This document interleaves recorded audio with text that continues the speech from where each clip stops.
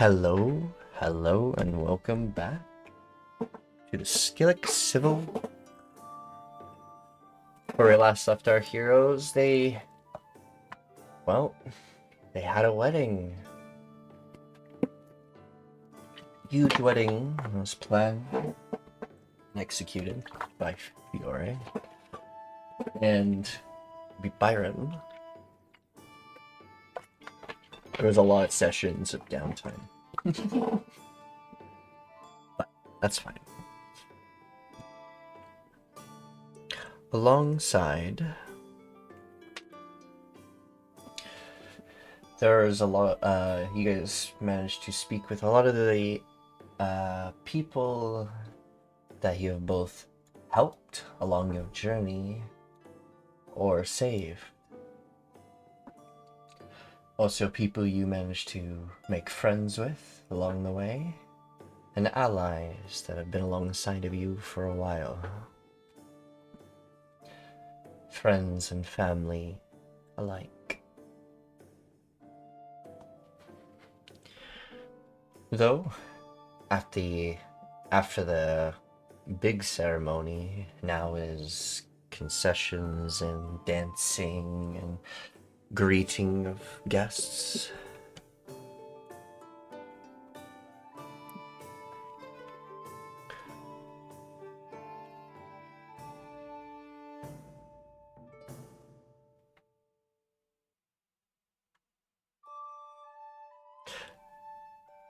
The map is yours.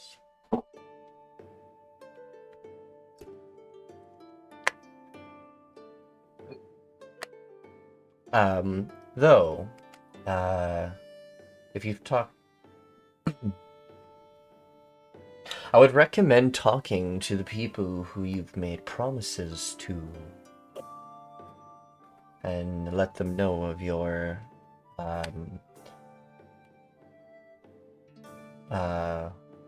what land is being given out and things. My notes are a mess.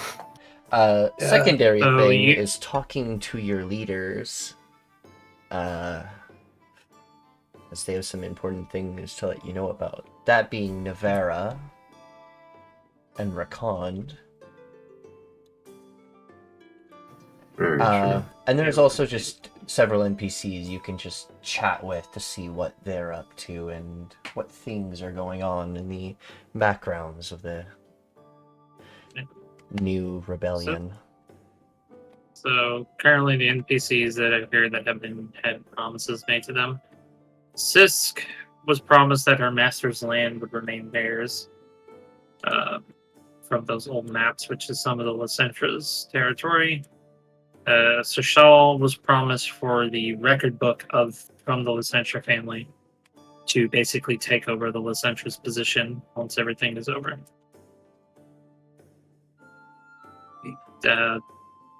Really, this one has no fucking weight behind their words at this point. This one does. Yeah.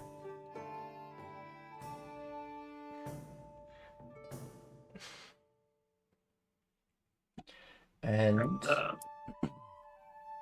also, the main thing backing this person's promise was that this family would be gone, and evidence to the contrary of their claim. Well, it said when Rakan would take over. Yeah, Rakan would take over. He hasn't taken over. He's literally at the end, and you guys are going to be heading there soon. I just need the map done. Yeah, it's Rakan needs to take over. He takes seat. He can oust them as not one of the families that are being charged. But let's be honest, this lady doesn't have any power behind her words at this point, as far as we know, because she gave up the book. Yeah, that's kind of an oversight on our part because we ended up just kind of trusting the Licentras anyway. So and it's like, hey, we just wanted to do it non-aggressively. They're lucky. They're lucky that they didn't end up in the ground. Yeah, these guys are converted soldiers. You can talk to them about what land is there, what positions, things, anything you'd like to know about the land of the that you guys have taken over and helped take over. This includes all the nobles. Yeah. So even the Basilisk and the Von Lugarth and everything like that, they know everything that you need to know except for what's going on in the 2 capitals. I thought they were the last people we made promise to. At least this guy, because I know back in the early days He's a we noble. came to... He's a noble's son in the capital. He wanted land. Yeah, the one who was working at the watchtower, or the one place garrison. where he fought the garrison. We promised him a noble family position. Yep. One better than the one he had. Same Lacentra, like level, stuff like that. So at what point do we tell some of these people we were using the neat trick of lying? Well, Sis, we don't really need to lie. To be fairly honest, they can really have their territory. It's this one. That's, unless things have changed over the course of 5 years, they have no weight behind their back. They were a bookkeeper. Yeah, well, it's been 5+ years. Who knows what has happened with them?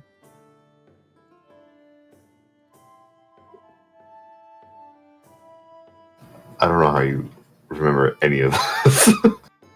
I'm autistic. I'm okay. Fair enough. I mean, weird flex, but all right. Like, I just remember certain details very well. Like, honestly, I didn't expect them to come to the wedding. That's one thing. That's one very specific thing I was not expecting, because it's like, they were one of the first missions that we did. That was before we met. That was before we met Nextro, dude. Who the fuck cares about her anymore? Did we meet her on the way? Oh yeah, I guess we did meet her on went there first before we went to the fucking hamlet.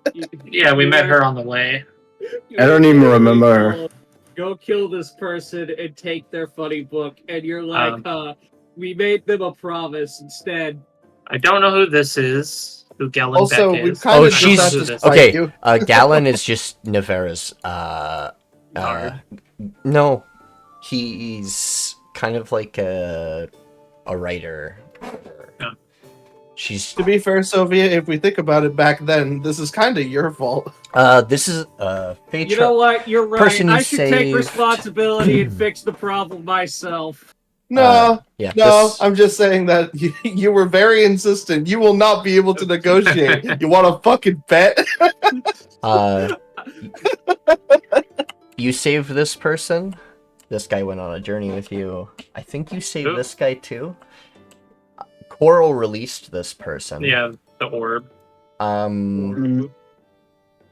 She's one of the rebels. She was actually. She's from this. She's one of the rebels. She was working with Strife and his crew. Yeah. Same with Fyra, I believe. Yeah. Nier as well? Nier is actually the Gravekeeper of Lunavale. Oh, that's right. She's always in the back, so we never see her. Yeah. I genuinely don't know where this person's from. You saved this person? Him? Is a person you guys saved.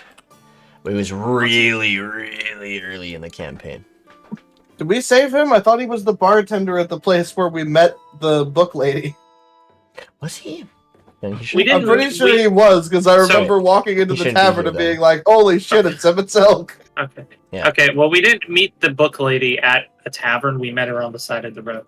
Well, yeah, but we waited at the tavern, because that's where they were going to show up. No, the whole encounter was on the road. We encountered her on the road because the idea was to jump her. You stopped at the tavern. I do remember we needed that. an excuse to meet Alencia because they weren't there for the first. Yeah, that's why. Because Alencia joined. So and I don't remember any of this. If things were gonna get this awkward, I don't think Alencia would have invited this godly amount of people. They're just here for certain things. Yeah. Yeah. Zasha was the crystalline person. Yep. I like to imagine that Fiore was the one who made the guest list, because they would ask us, like, what did you guys do on your journey? Who did you meet? What did you do? And then she just like invited everyone. She wouldn't even invite the enemies if they weren't dead. Yeah. I don't know who Mugor He's is. the shopkeeper. He's a shopkeeper. Oh, right, he's a shopkeeper. Yeah, And sorry, then I gotta King put them up. Alendril we revived. Yep. Yeah. You saved Phaetra and Reyna from the same place at the school. Okay. Alright. When I pick and choose who I'm gonna have a conversation with, I might need some RP guidance. That's okay. In terms of, not going up to them and just like, hey, so what did I promise you?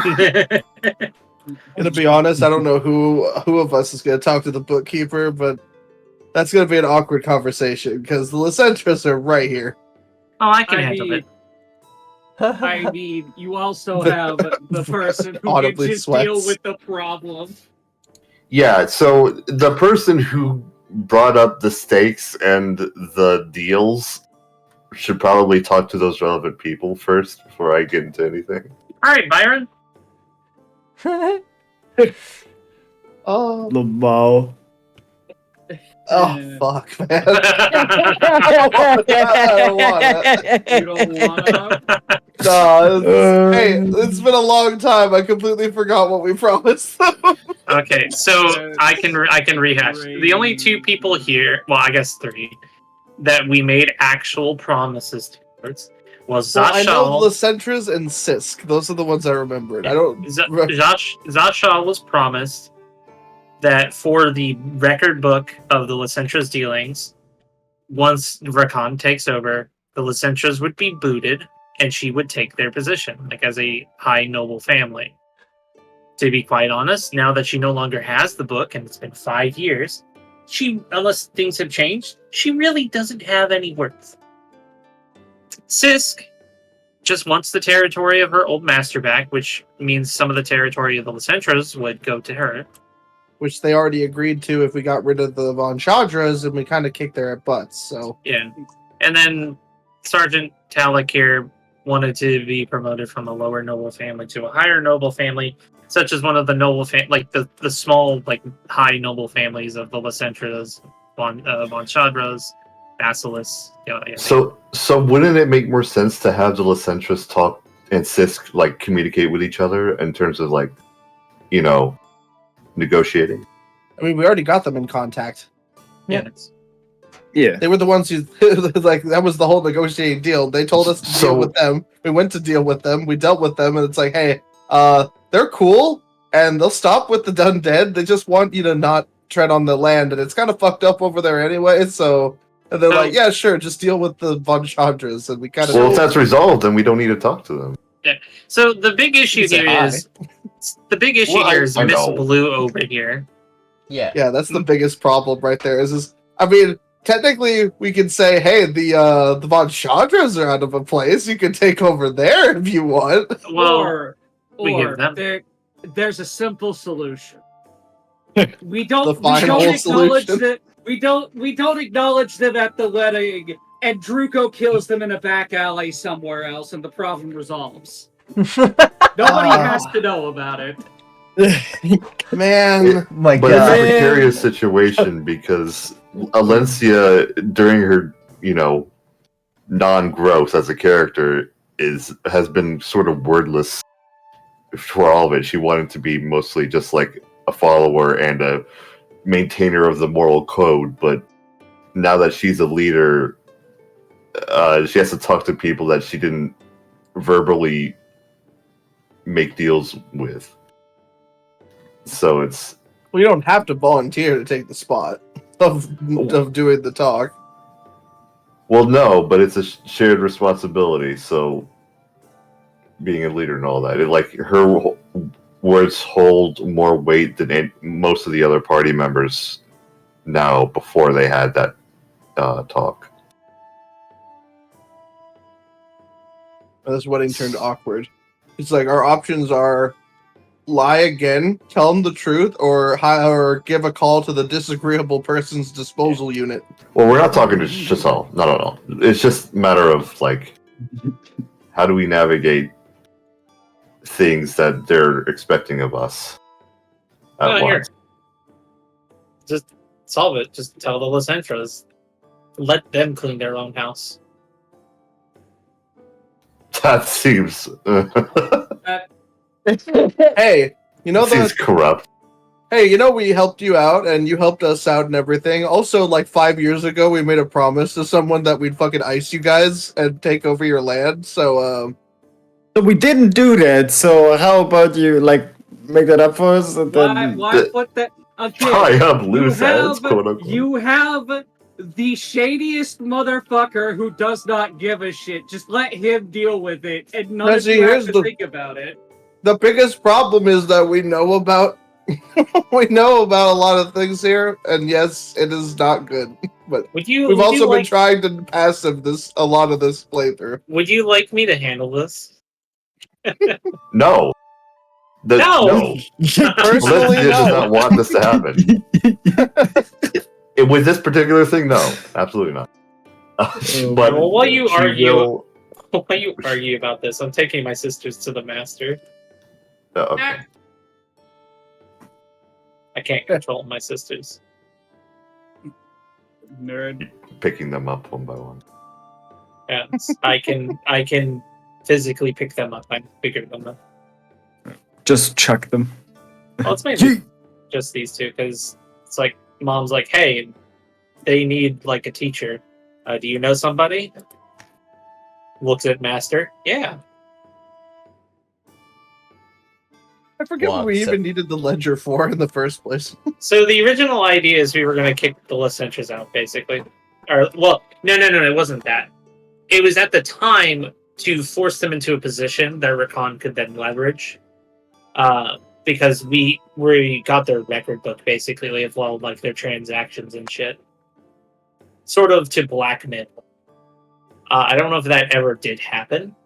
I'm going to assume it never did happen. We just have their record book. Oh, so, no. That was, there was things used.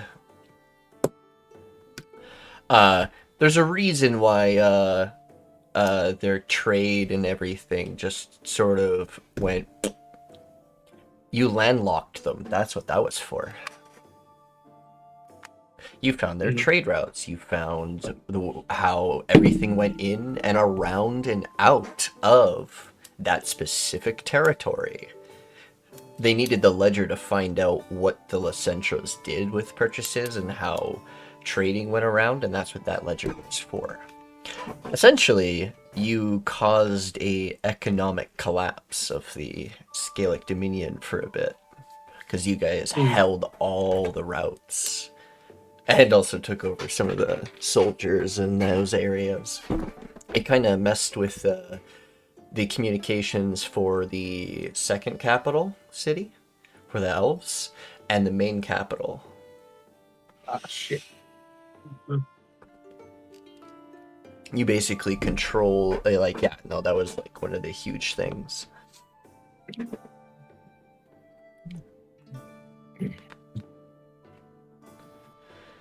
Alright, let's start small.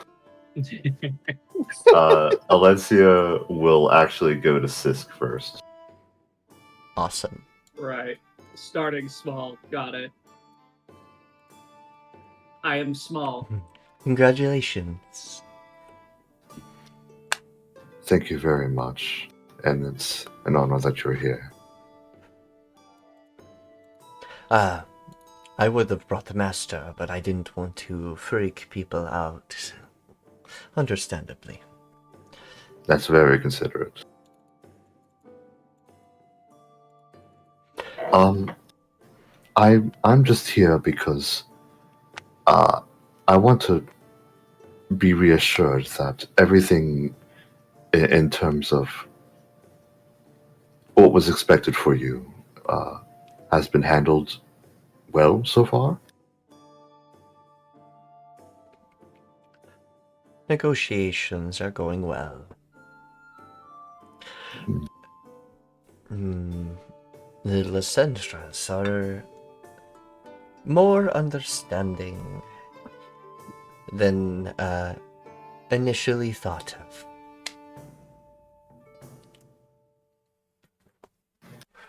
Right. It seems someone Communication can put be a... precarious. Because don't forget, you guys also held their eggs, too. So that kind of put them in the... You guys did put them in tight spaces, just saying. Oh, the backup eggs from the one tower? Yeah. Yeah, but don't they have, like, multiple stashes? You'd think.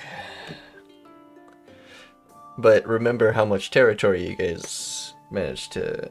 And, like, there's a bunch of other things. The other, families, like the Von Shadras, also were kind of messing with the Lysentras and stole their eggs. So that was, like, their final amount, which is what kind of put them in a corner. Did we ever decide as a group what we were doing with those? I would assume you guys would have gave them back after helping, or like getting everything sorted in that area. Yeah, I think Itchi would have done that as a gesture. Yeah. Not as much argument as I initially thought we'd have, but territory is reclaimed. Master's happy. And there will be no more pushing back, as it were. Let nature takes its course in the land. Though, if we were to have... is there anything else you want of me? My area is very... well, touches the borders with the Deadlands.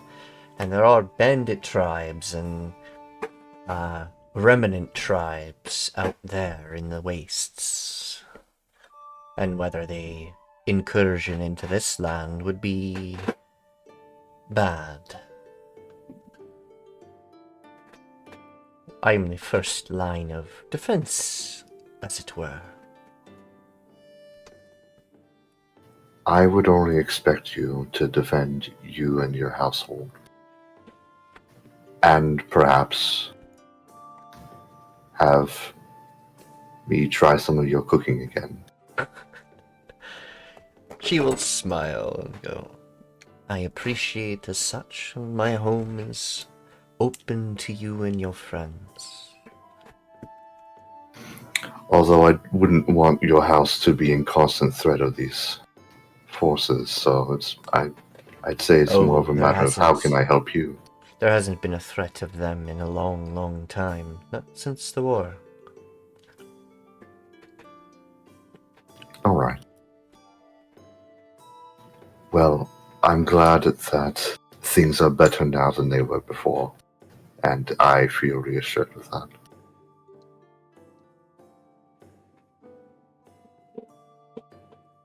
Much appreciated. I hope we did all we could for you. You did everything that I have asked. Nothing more. Nothing less. My master's a simple... wants simple things. He's already lived a very long life and is tired. Well, if you ever get in touch with any Von Lugas, they tend to have wine get-togethers, and I'll make sure that your name is mentioned. If that is your sort of thing.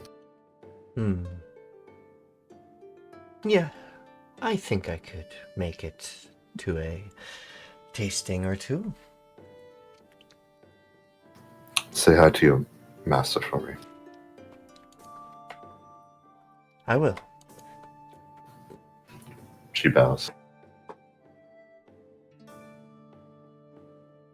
And will walk away.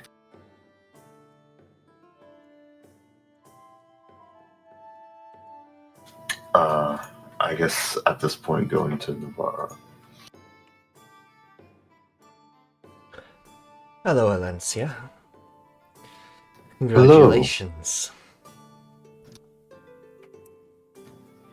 It's a congratulatory day, it seems. Very. Hope you're enjoying the festivities. Oh, more than I could ever imagine. And so many people as well. I'm honestly a little bashful. You guys doing just fine. You guys have done a lot of things for many people. I didn't think my impact would ever reach as far. I started out just helping one person at a time without any recompense. Well, without some recompense.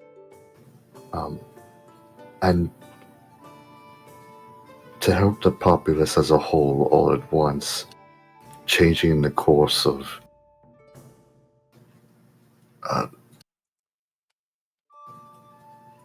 movements of conflicts, of war, even small disputes of land. It's grand and terrifying, but I enjoy doing it. And it's put more precedence than simply being a maid, which I still enjoy doing. And I miss it sometimes, but people are very keen on taking care of me nowadays.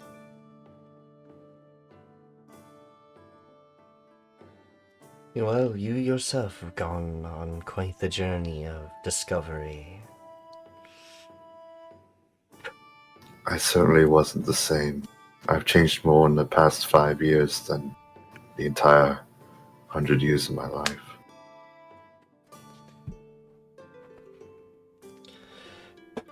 Though, we haven't been...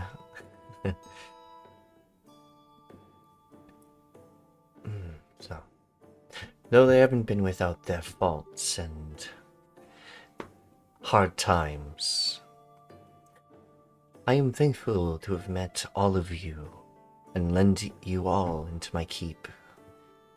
You have both protected my town and people, as well as helped me find family,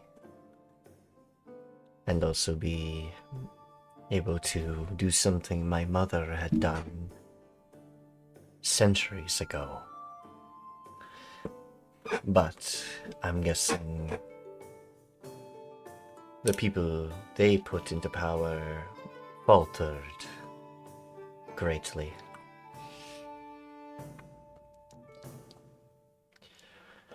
Unfortunately, not many people know this though, before that person was put into power, my mother had gone missing. Oh. Her friends had no idea where she had gone, and sometime later, she had escaped, and I found not long later I was come to be.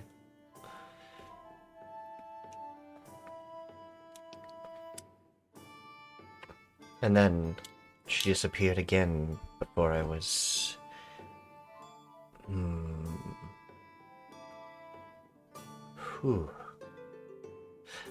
I was a teenager around that time.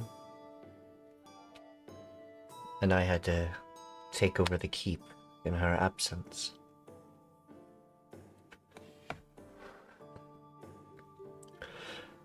But though I have had quite a struggle in life, and somewhat, I've met plenty of people around me that have made it easier.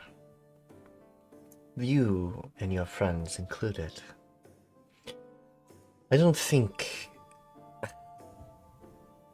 I would have learned so much without. I've also learned some other things that may be of interest Can your friends and you come talk to me at the keep later? I have important things to discuss. Okay, yes, of course, and I sympathize with your troubles. It's not easy to see that with how far you've come. Appreciate it. But I am always here for you and your friends. My keep, my city, my town is always open. Though I may not join the Scalect Dominion as a territory, though as much as Rakond may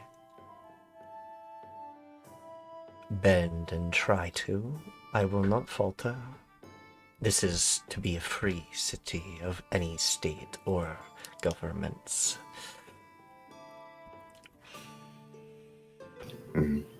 Well, I will say, stay. Right, and, I grew up in a manor. I was raised there. But I've never had a home this big before. So, I thank you.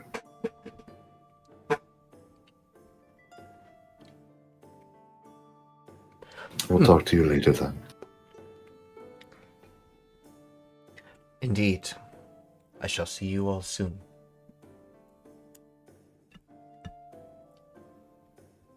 Courtesy bow, and then she'll walk around letting other people do their roleplay for a bit.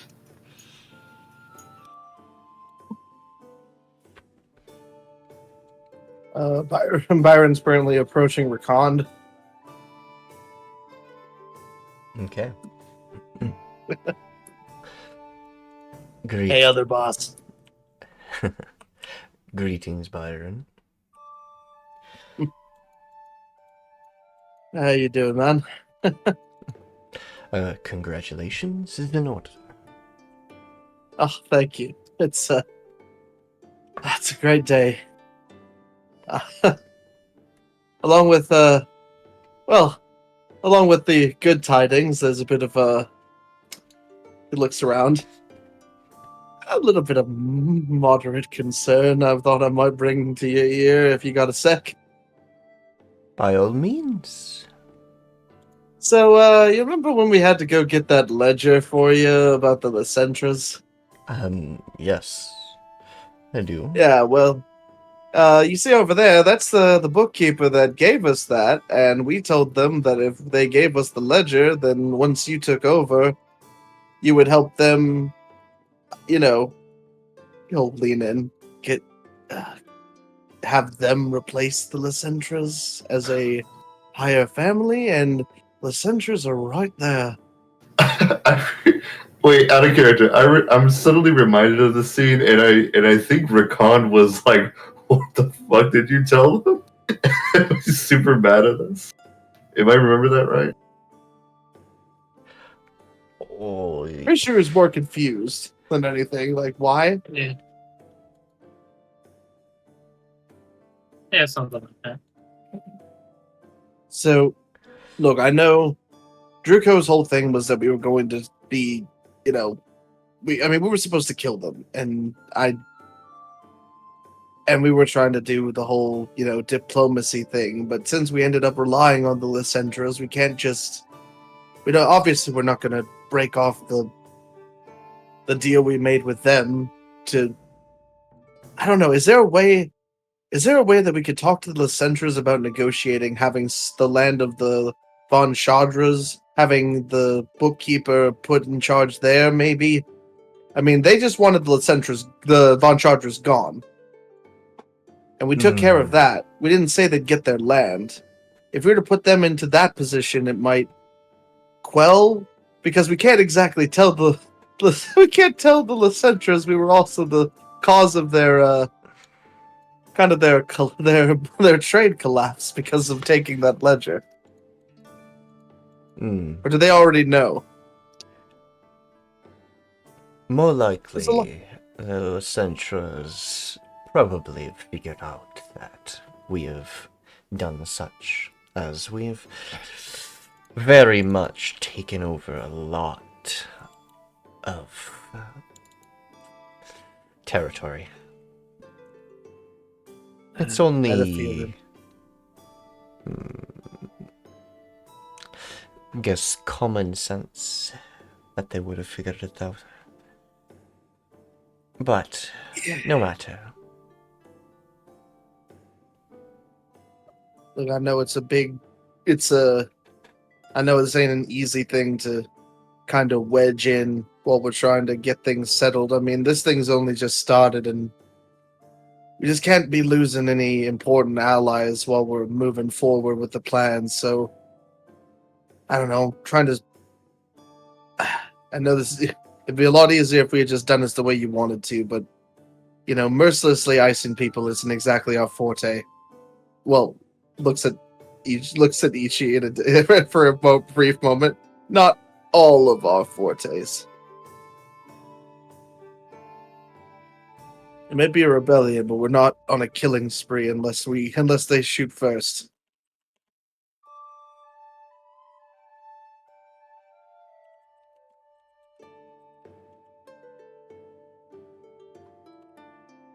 At the end, I guess we just leave it to your discretion, but I mean, it was my choice to make that promise to them, so I mean, what do you think I should do?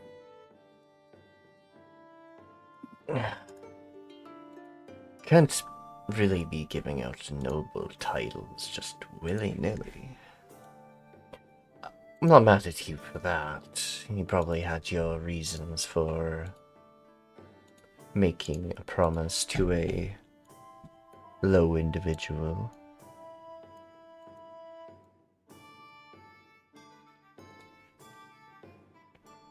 I mean, I think it was probably just a better idea than, killing them in the woods. I'm sure a lot of people would agree with that, but still don't want them walking away with nothing. Feels, not a great way to leave an impression. Maybe just trying to think of alternatives, because I can't exactly go through with the original plan, since we actually ended up kind of making friends with the Lacentras along the way, whether they fully trust us or not. They did help us when we needed them.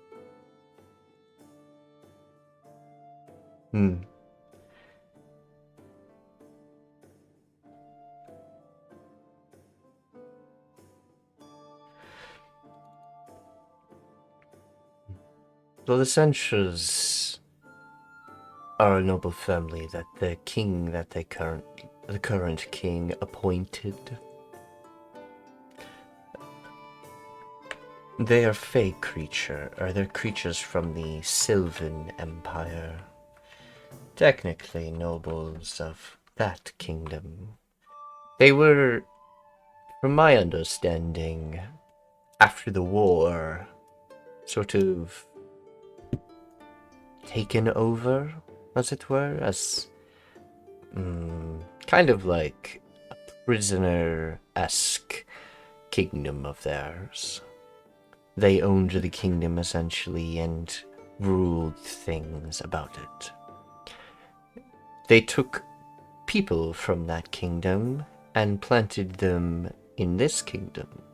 The Lacentras and the two queens that rule over the Sylvan City, or the Elven City capital here.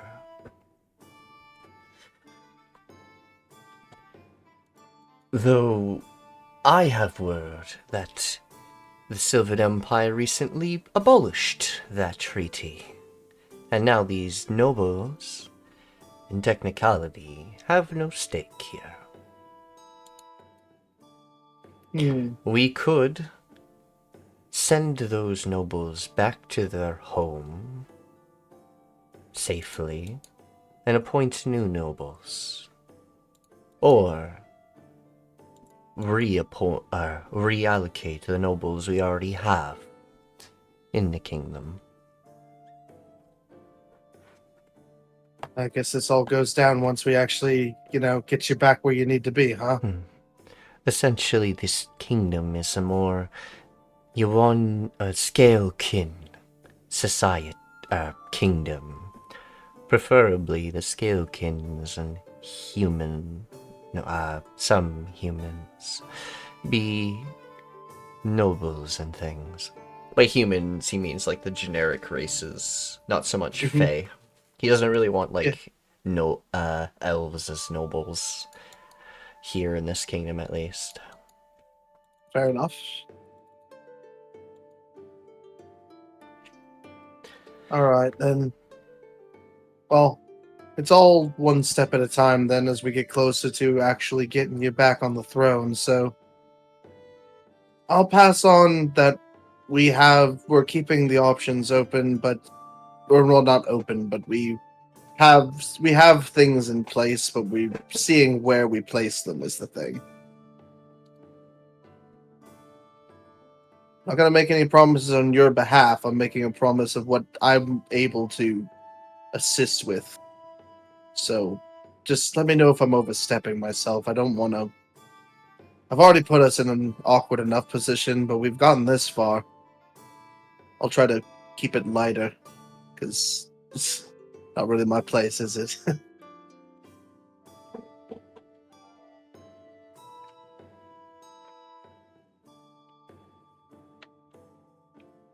Lots happened in 5 years. Well,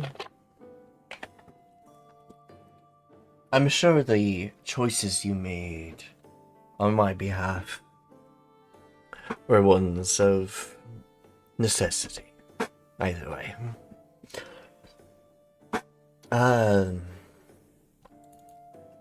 sure we'll figure out what we will have to do with.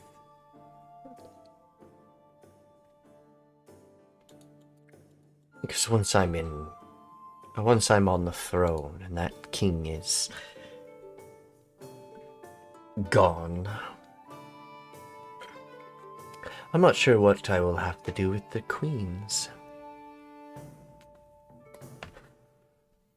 We'll see.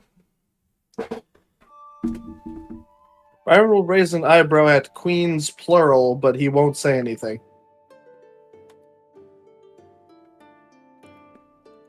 Oh. Alright. The two nobles that rule over the Elven Kingdom are sister queens. And then the king himself has his own queen. A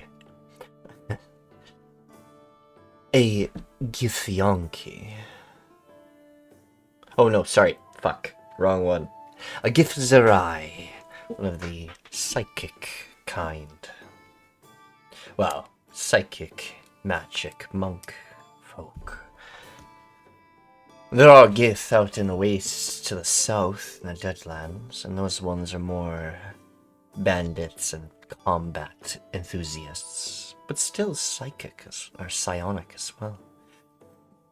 One thing I have noticed in the time I've been around, a lot of the books do not talk about a lot of psionics being around. I wonder what caused that.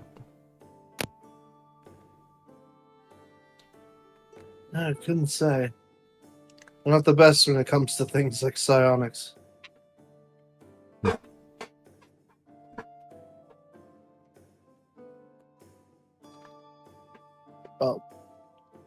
Oh, sorry to spoil the mood a little with all this talk. This is supposed to be a. Oh no! I am perfectly capable of handling things like this. I know you're a professional, but even professionals need a break. A king never sleeps if their kingdom is and people are in need of help.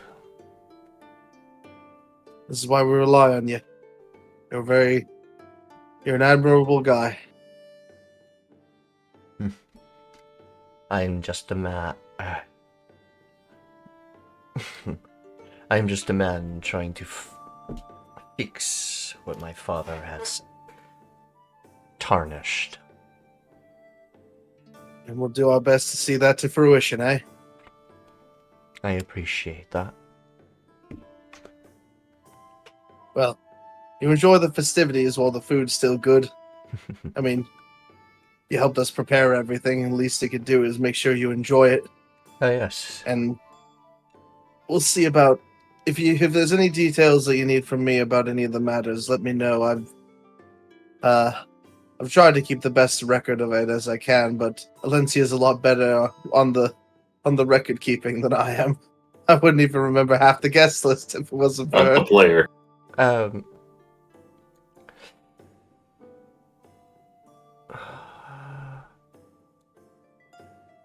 Let me know what the Lacentros want. Because I personally am probably going to send them back to the Sylvan Empire. But I'll we'll be sure to see. talk to them about that then. They probably would be more than happy to not be... They've gone through a lot in this kingdom. From what I heard and what records I have found and other things from the Von Shadras and the Basilisks, the Cintras were terribly...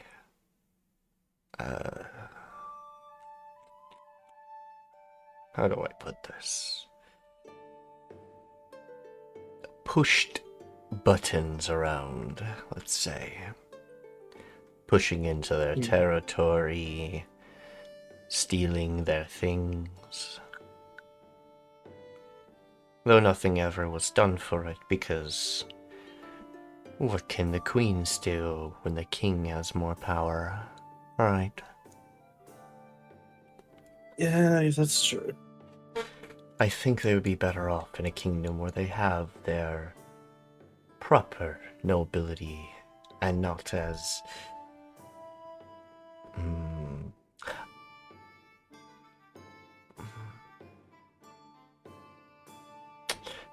Tell them this. I will give them money as well as other things to take with them back to the kingdom they're from, and enough supplies and things for the whole journey, as well as protection.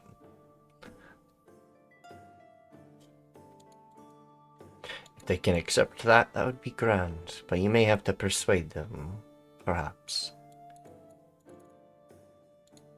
Well, all right. I'll talk to them and I'll see if we can't reach a point of mutual interest here. Gonna do it maybe while they're in high spirits. Maybe offer them a few drinks first.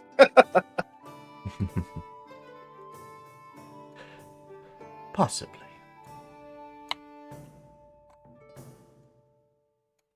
All right. And he will venture off. Also, hi, Ulla. Hello. Hey, Ulla. Hi, sister.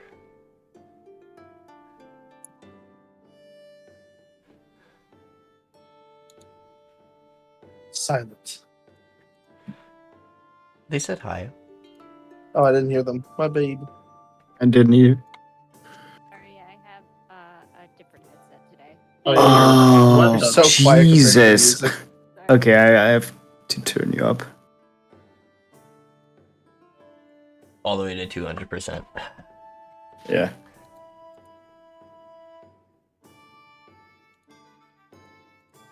Hop would approach this guy. If I remember correctly, that's the guy from school, right? Hmm?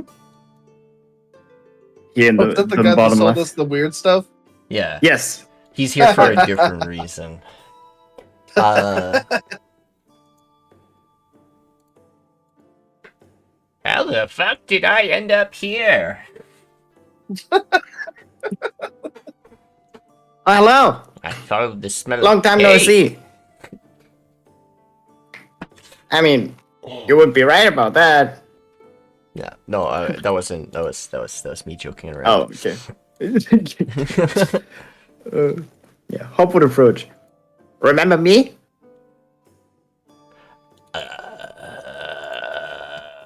Yes. You gave me this, and he like kind of spins his propeller head on his head.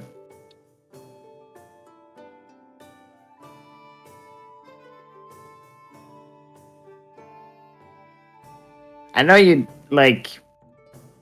I know I'm not really part of this school anymore. Weird situation. But I mean, I'm still interested in the stuff you make. Ah, keep in mind. Well, the school's gone. Yeah. No. I mean, literally obliterated. Oh. Apparently, the Von Shadras put failsafes in the school, and it just fucking kerploded. That's what I think. My shop blew up. That was my fault, though. Maybe I set it off. Ponders for a moment. Nah, I couldn't be. I wasn't that close. Well, I'm glad you're okay.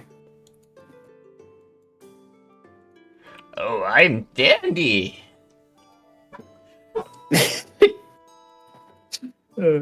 Well, do we still have the I guess contract up that we made? Remember? Oh yeah, I could update it. Oh, I actually have been here before. You were? Yeah, like 6 years ago. A group of adventurers saved me from a terrible fate. Oh. Some dude stuck me in a glass tube and knocked me unconscious.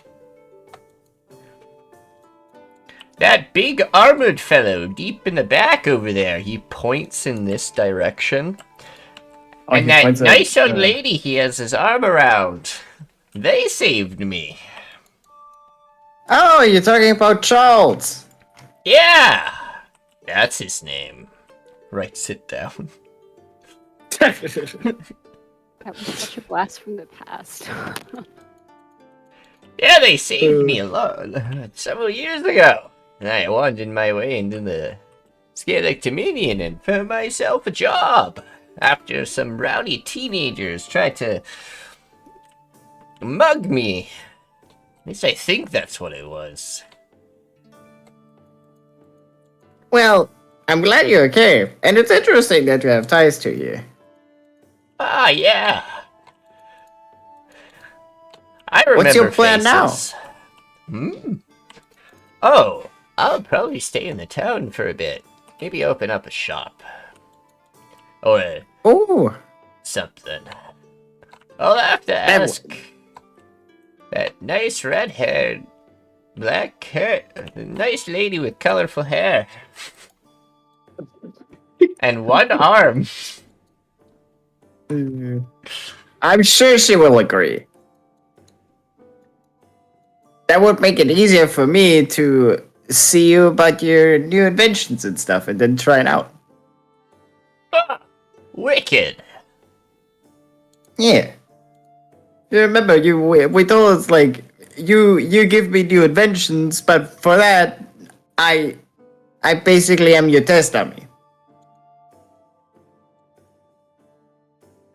Yep.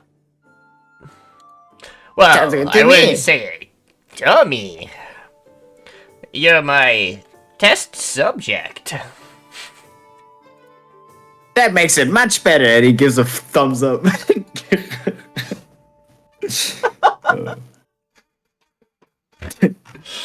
Well, I'm glad to hear you're okay, and I'm glad that we still stay in contact.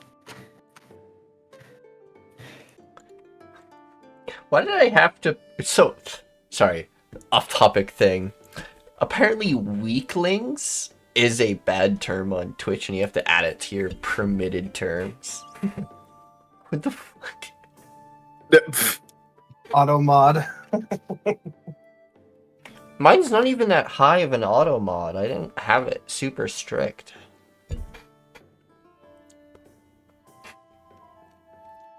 But alright. Oh, but just I heard that there's an alchemist out in the metallurgist ice fields. A little Kenku. a Genko alchemist. Yeah! Apparently he's like really good with potions. Oh. Yeah, If we ever go there, we'll have to keep that in mind. for sure. Yeah. Don't mind me asking you this, but you come from the Argus Isles, don't you? I do. I originate from there. There was a dwarven alchemist that wandered the area up there. He had a little Kenku child for a while. Oh.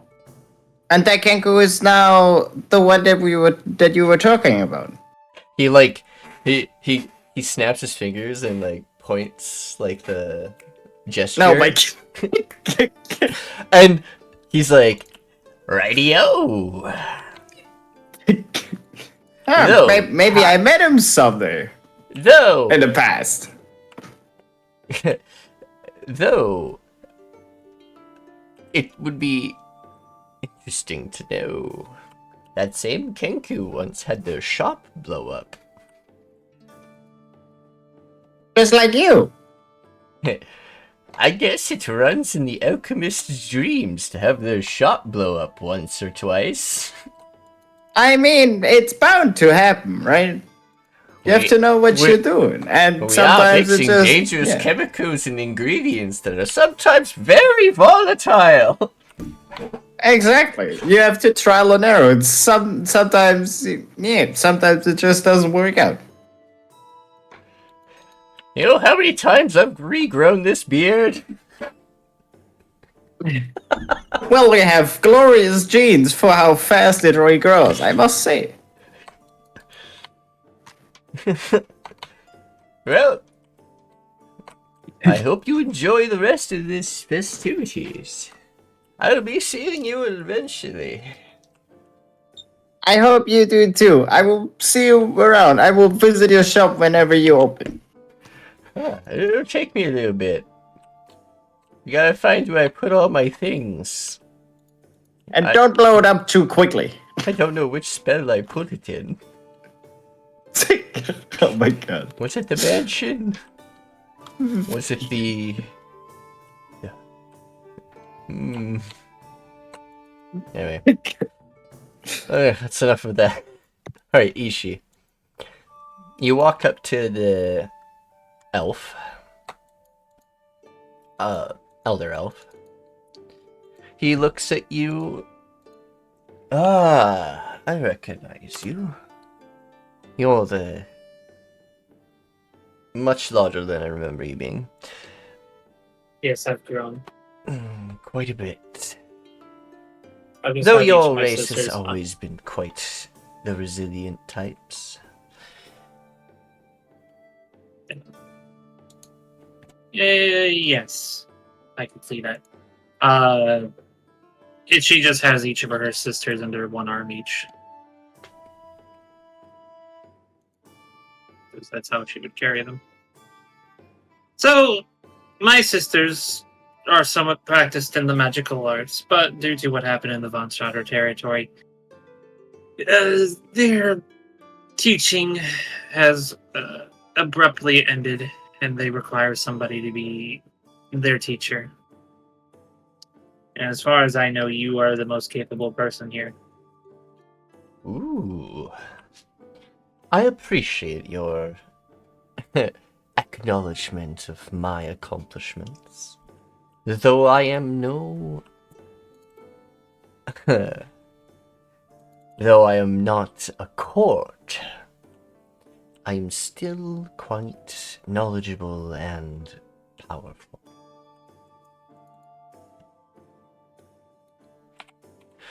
What do you do at the mention of that? Quartz? Mm-hmm. I genuinely don't remember if we have any sort of knowledge about them at this point. Some.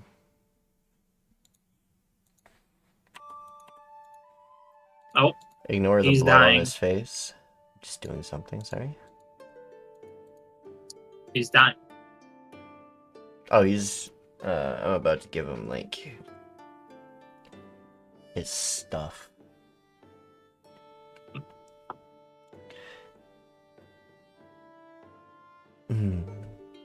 Well, I have a question for you. What kind of magic do they specialize in? Audible blink. Looks down to her two sisters under her arms. What were you two being taught again?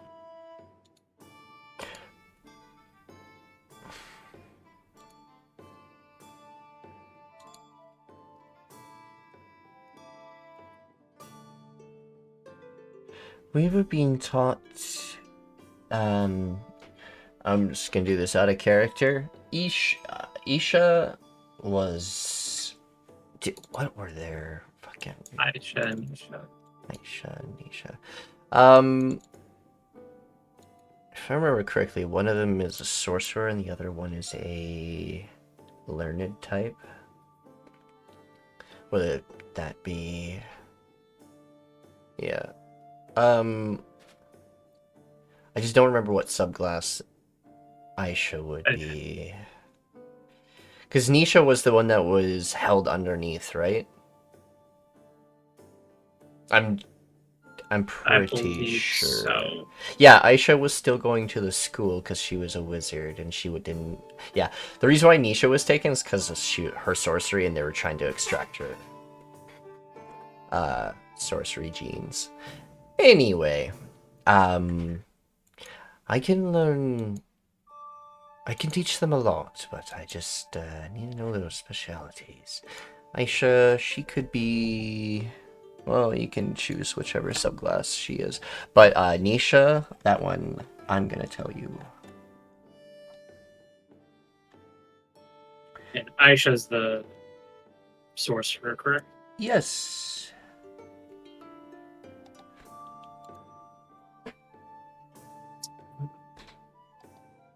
She is a storm bloodline.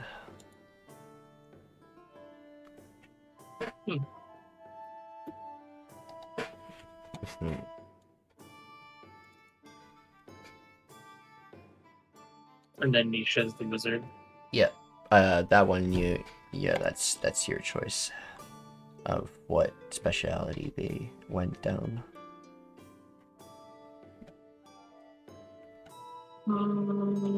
Divination. Divination? Sounds good to me.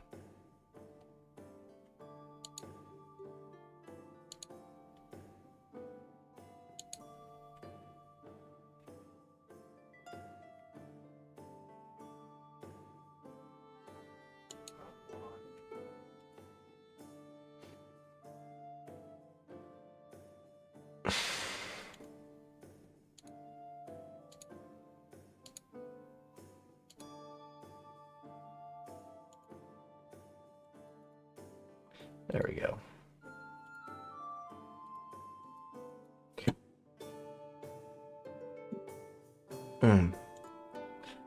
I am a chronergy master. Or not chronergy, sorry. Wrong one. I am a graviturgy master.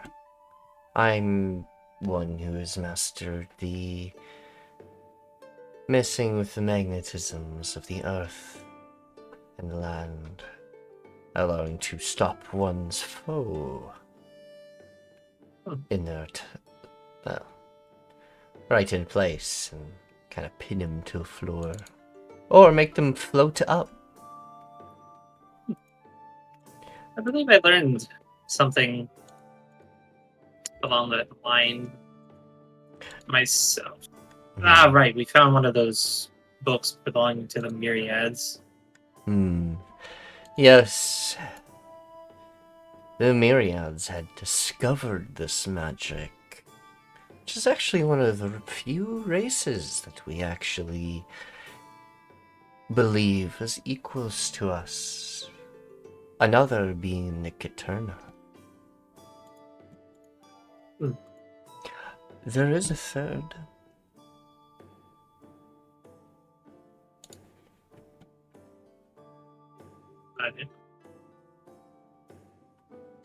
From their book, I was able to find a rune hidden within, so I know something it can do it, I suppose.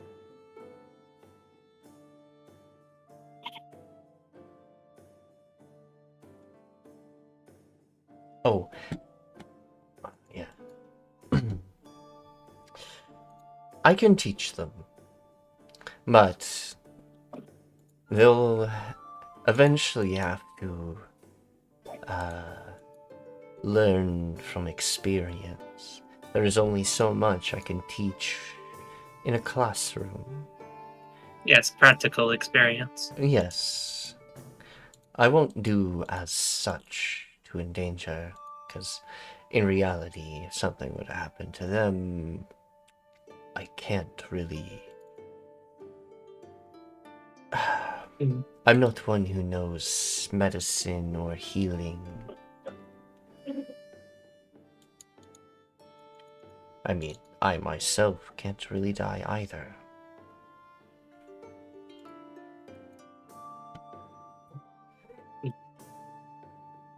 Well, precautions can be taken and made and all that. I just need a yes or no. Are you willing to teach my sisters? Yes. Okay. She'll then put Aisha and Isha down. Fuck. Alright, you two, be good. Start to get to know your new teacher. I have other business to attend to. If I don't know, for some reason things start to make you feel uncomfortable, simply find our mother and she will take care of it. Have fun. Bye.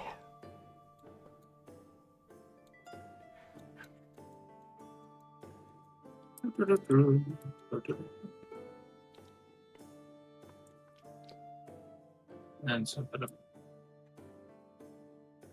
Oh, Alencia sat down, okay.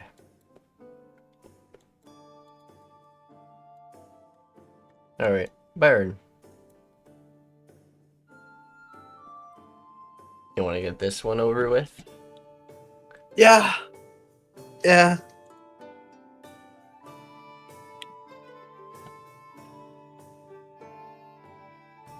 Hey, everyone.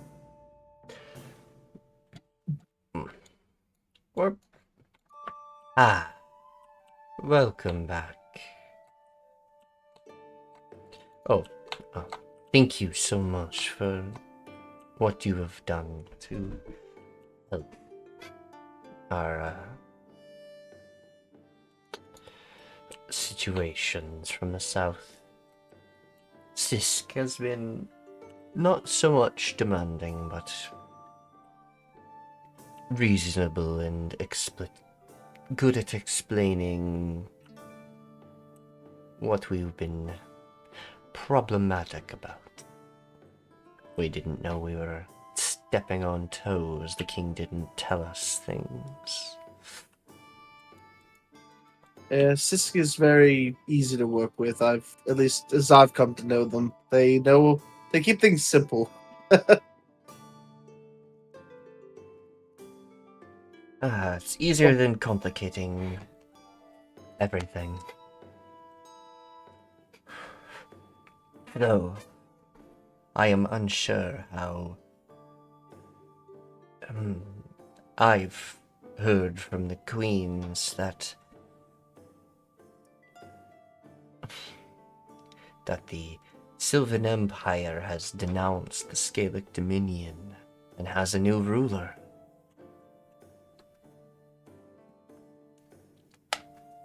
And how do you feel about that exactly? Well, we don't know all the details, but we also heard that their capital exploded.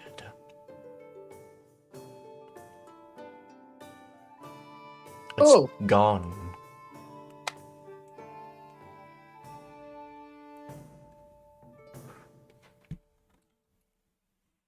Huh.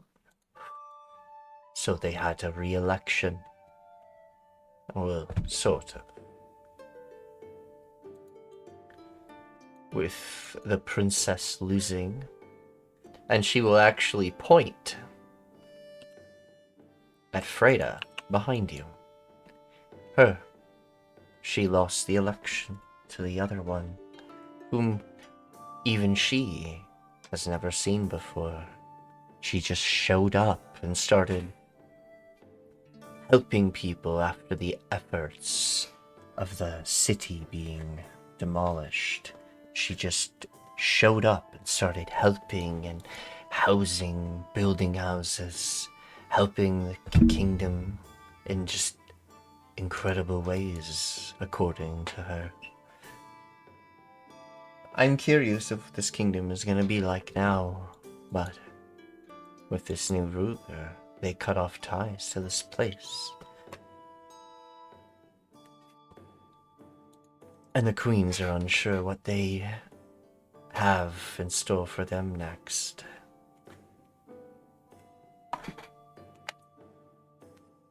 Yeah, well, a lot of planning goes in with change. It's never an easy thing to work with.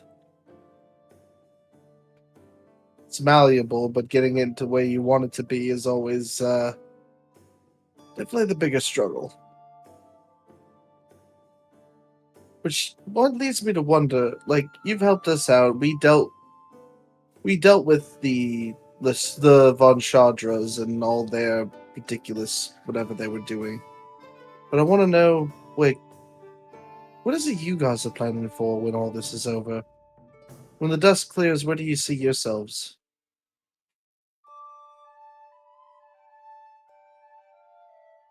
If we can stay, we'd be gracious to stay, but we'd like to feel more welcomed than we have with the past ruler.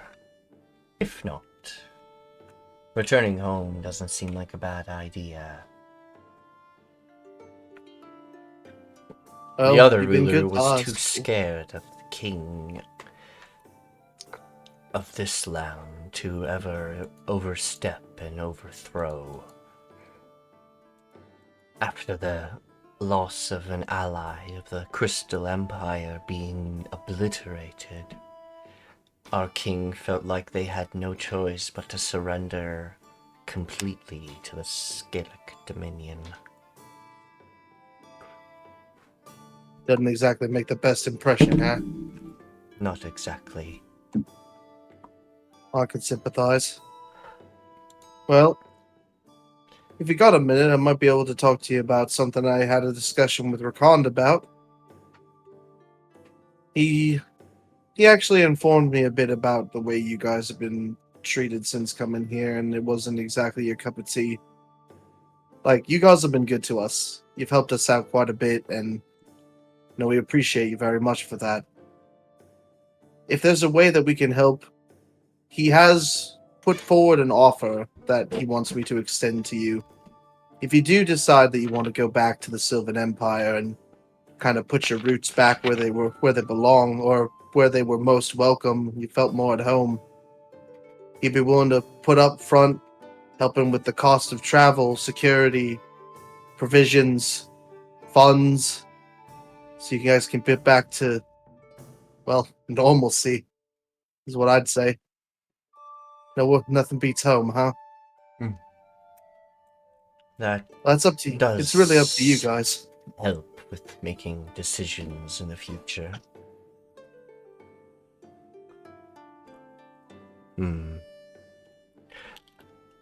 We will give you your decision after you. Thank you for giving us this offer. It's given us a lot to think about, actually. Perhaps we can convince the queens to go back too. They aren't. They were appointed queens. They were not high-end nobles of the Sylvan Empire. And at the moment, they feel overwhelmed with responsibilities of a kingdom that's barely theirs, and not able to actually do anything for their people.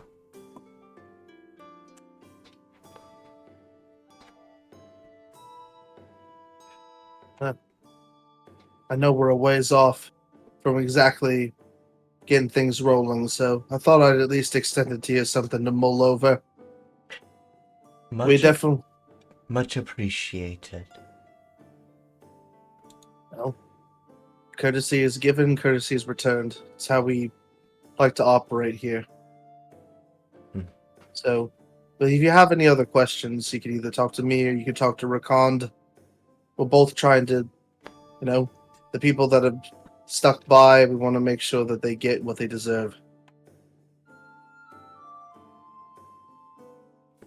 I appreciate that wholeheartedly. Perhaps well, we don't get... in our stead, you could appoint Sisk as a noble. They seem to know the land a lot better, and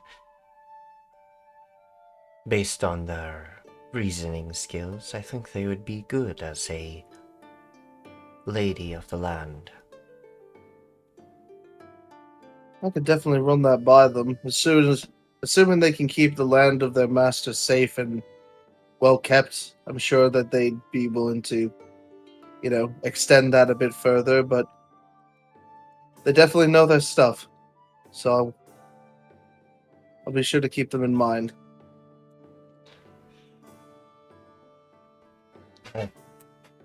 Congratulations on your ceremony, as well as best of luck on the future's journey. I'll do my best to keep the expectations met. He'll lower his head respectfully. She will bow respectively.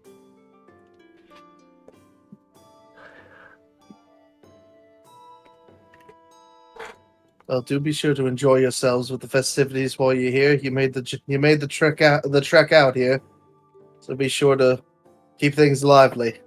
Yes. We will do our best.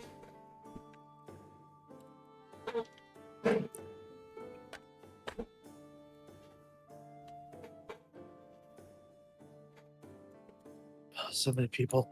Now I'm just like, do I, or do I, You don't need to talk to her if you don't feel like you have to. Well, technically, if we get done if we get their stuff done, if their stuff gets done the way Rakonda's proposed it, which is very helpful, then we can keep their promise there and not really have to worry about it. And if we have Sisk put maybe instead of a ruler as a liaison to the region, that'd probably be the best way of doing things without stepping on anyone's toes. So maybe I just mingle. Oh, there goes Ulla. Oh. I was Where'd they about to go? suggest. I was about to suggest maybe they get a turn because they've just kind of been sitting there, but they just stepped away. I was gonna go to Druko, wherever they are. Druko's down here. He's down with the lost monk and the peeper. He also has no reason to talk with anyone here. Yeah, he really doesn't. I guess we could talk to the folks on the bottom line here. Yeah, there's these people have stuff to talk about as well, because they're actually they actually have been helping you guys in the background. They're previous adventurers from the Blessed Lands. They actually are. Yep. We've met them once before. Yeah, they're in connection to Navera's uncle. They were in a party together as adventurers. Yeah. No, Itshi was the one that invited them to the rebellion. Yeah. They were invited to the rebellion, but they actually have a connection to Navarra's uncle, Teden. Mm. Yeah. And Clarence is here because Freda has a scroll of... And that she's never given up. Nor even pursued the quest that is behind the fucking scroll and why he's teleported every time and who cursed him. Speaking of which...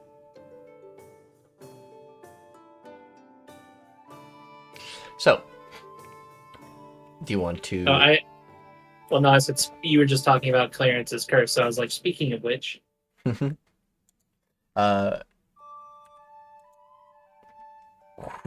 He vanishes.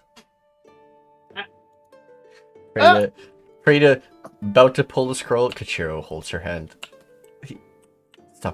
Stop. Timrest.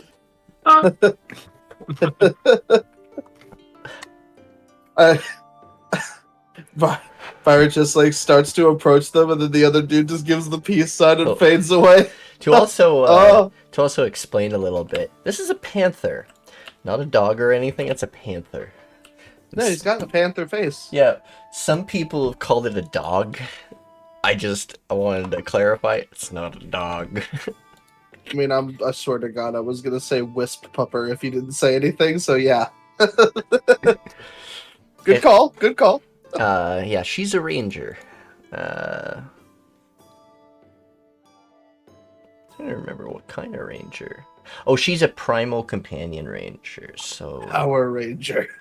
Yeah, man, these character sheets are so old they don't have subclasses, proper subclasses for some reason. Nope, Freda's is just broken. Never mind. Kachiro will salute you awkwardly. Next round will return the salute tenfold. Yeah. The Vanara will scratch his head a little bit. So he's a monkey man.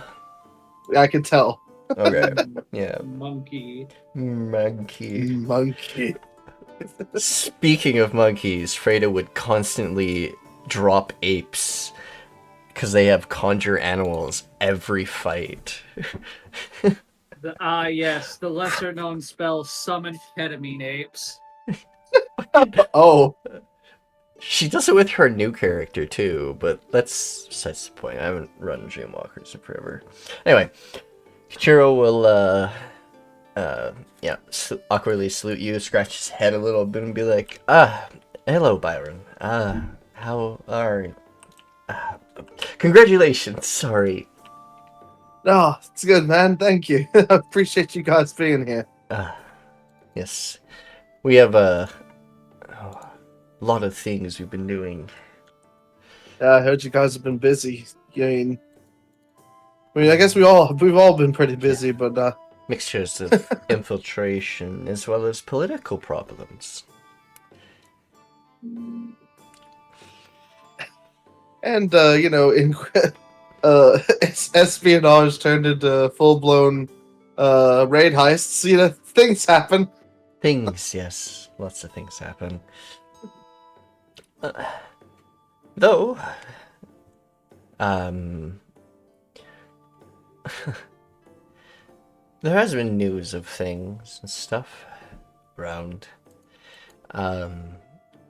As we saw you talking to the Lecentras. Not sure if they mentioned what happened in the Sylvan Empire.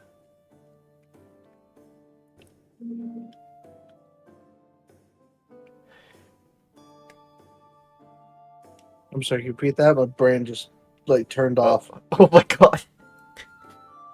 They saw you talking to the Lecentras and not sure if they had mentioned what happened to the Empire there. Oh, something that exploded? Yeah, the city gone, new leader rising up.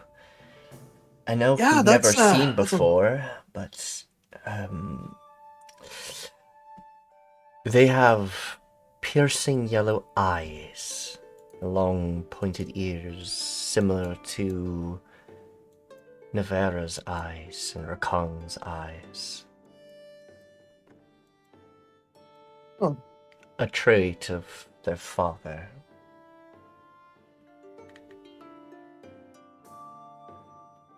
We fought him before. We recognize those eyes anywhere. Third child of Urian.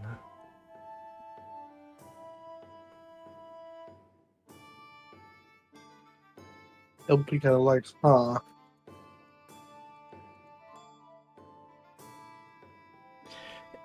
That same man sealed away Tiden a long time ago. It's sort of why he's the way he is. Though even though taking him out, slaying him, he feels even more haunted by the man than before. The Confederation is doing pretty well. Made new allies with the ice fields to the south.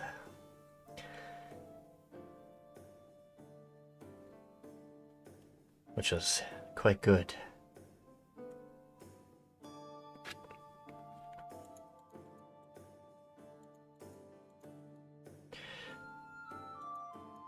Is there anything else you'd like to know of, information-wise? Well, I mean, thanks for a moment. Oh God, why'd the music get louder again?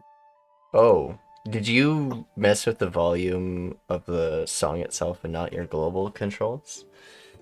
Well, you told me to stop messing with the global controls. No, not global. The song. Global controls are what you're supposed to mess with. That's your... Because if I touch the volume on the song itself, it'll mess with everyone who's adjusted that song. But the playlists, ambient and interface, that's your client volume. I can't touch that.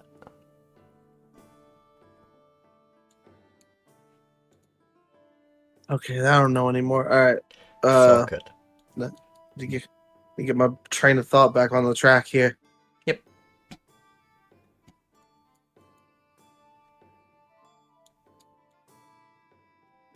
Yeah, they have outside...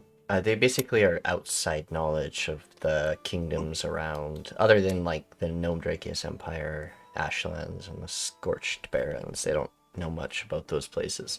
But they know what's going on in the ice fields and primordial blessed lands and the oceans as well. So, the Tricraig Caribbean, one of a party that they helped in connection to a party that used to be part of the keep here. They know that the pirates there have been kind of helping you all out with destroying the boats being shipped out by the Scalect Dominion. They've been fucking pirating only their kingdom. Oh! Yeah. Alright then. No, the Scalect Dominion has been slowly been tampered with outside and around by the Inner Rebellion and pirates.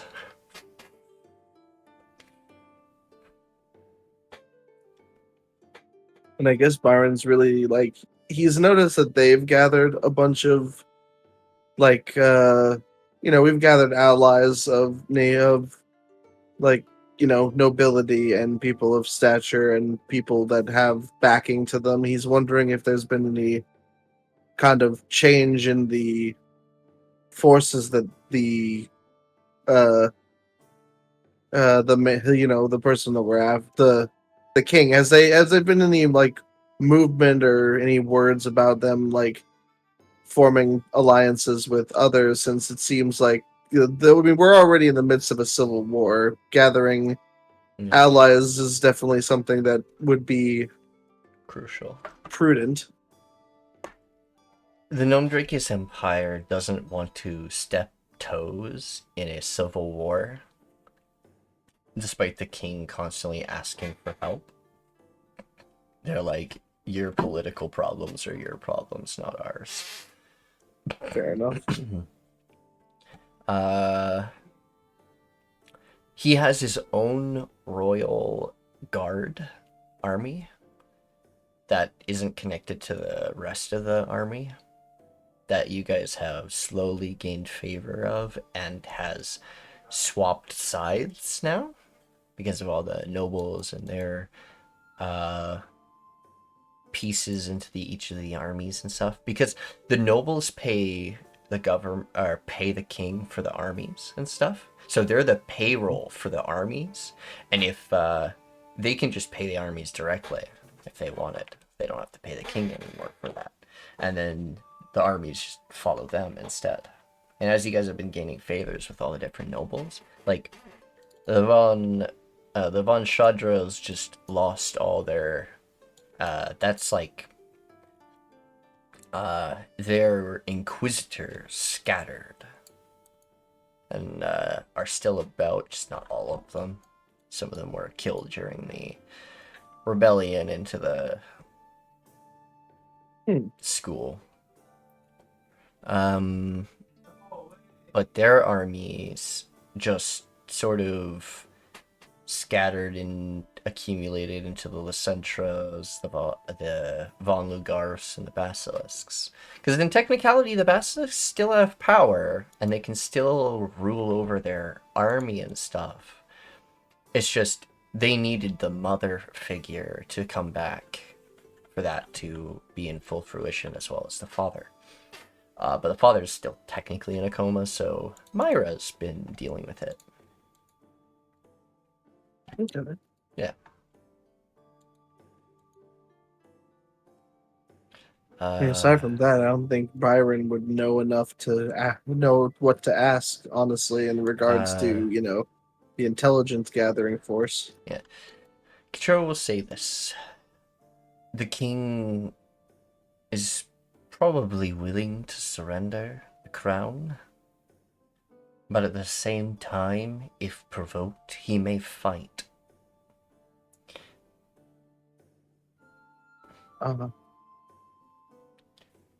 And some of the nobles are on the king's side within the kingdom, mostly the Gith nobles, and not so much the Yuan-Ti nobles.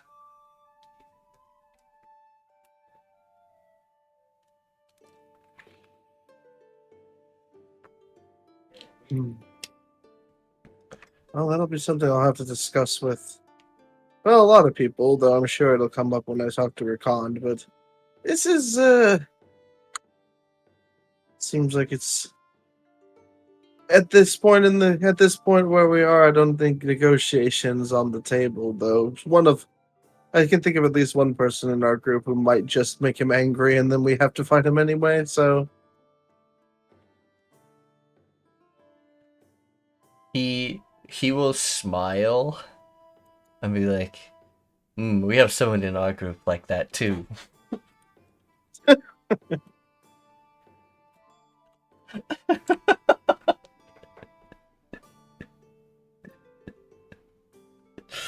Well, I guess we'll just have to see how it goes when we get there, huh?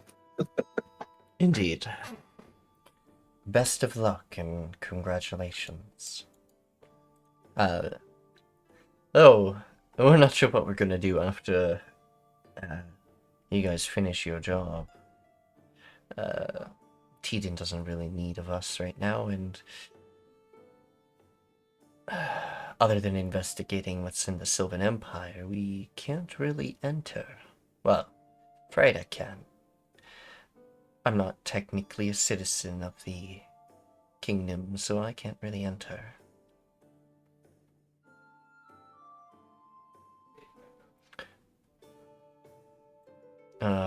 It seems they have stopped outsiders from entering their forests and kingdom through a hex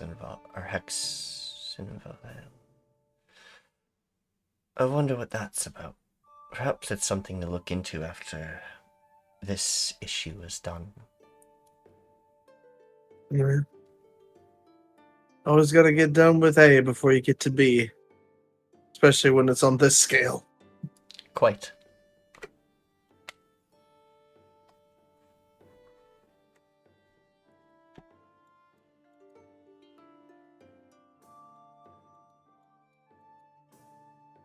Oh. Oh, wait. Sorry, I accidentally spoke out. Oh, one more thing. The the kingdom, the merchant city ruled by merchants and the thieves guilds. It is under a strange strife right now. Some problems going on in that city too. Though strange ripple effects of this war. Apparently the Thieves Guild was blamed for things happening in the Scalect Dominion, and the Scalect Dominion retaliated, causing problems to arise within the merchants' city.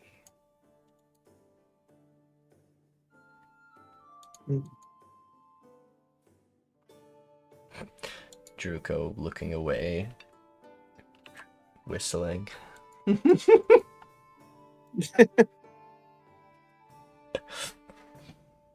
I'm just messing around. He'd own it. He'd be like, "Yeah, and I do it again too." From over there. You goddamn right he would. I'll fucking do it again.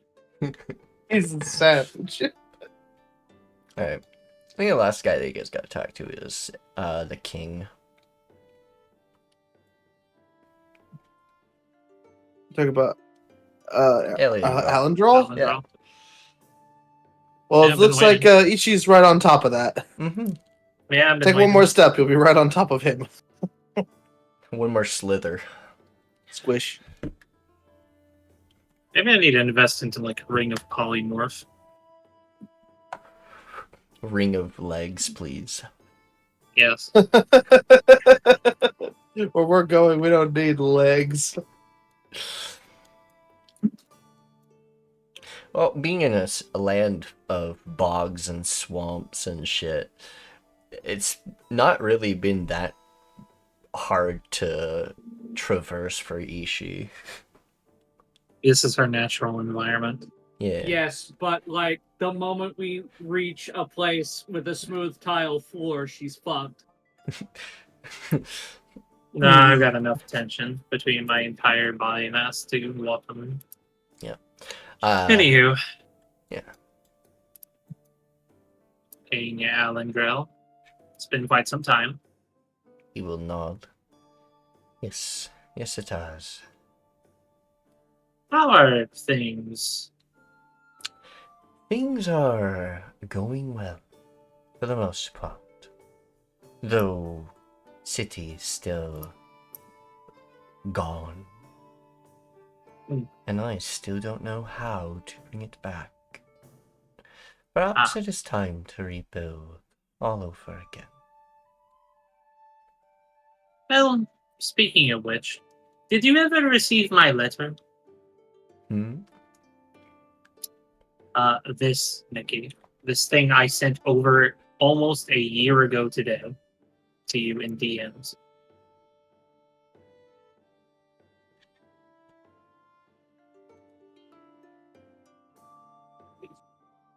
Okay, didn't even give it... I clicked it the first time, didn't even send me to that. And I sent that to you nearly a year ago today. Oh yeah, it's the Alliance thing. Yeah. Oh. Sorry. Memory, a little bit fuzzy at times. Well, I'm sure if I can call upon my citizens of old, they'd all come.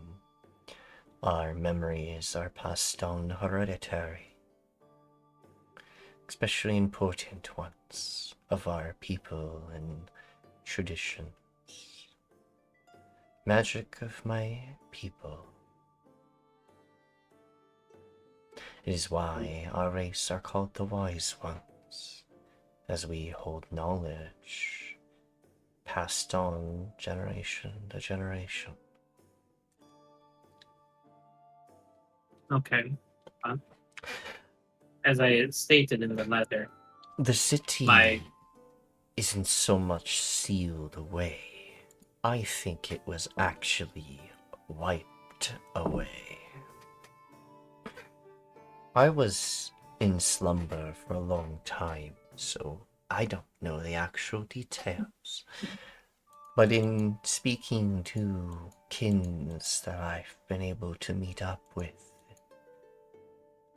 it seems our kingdom was obliterated by Urian.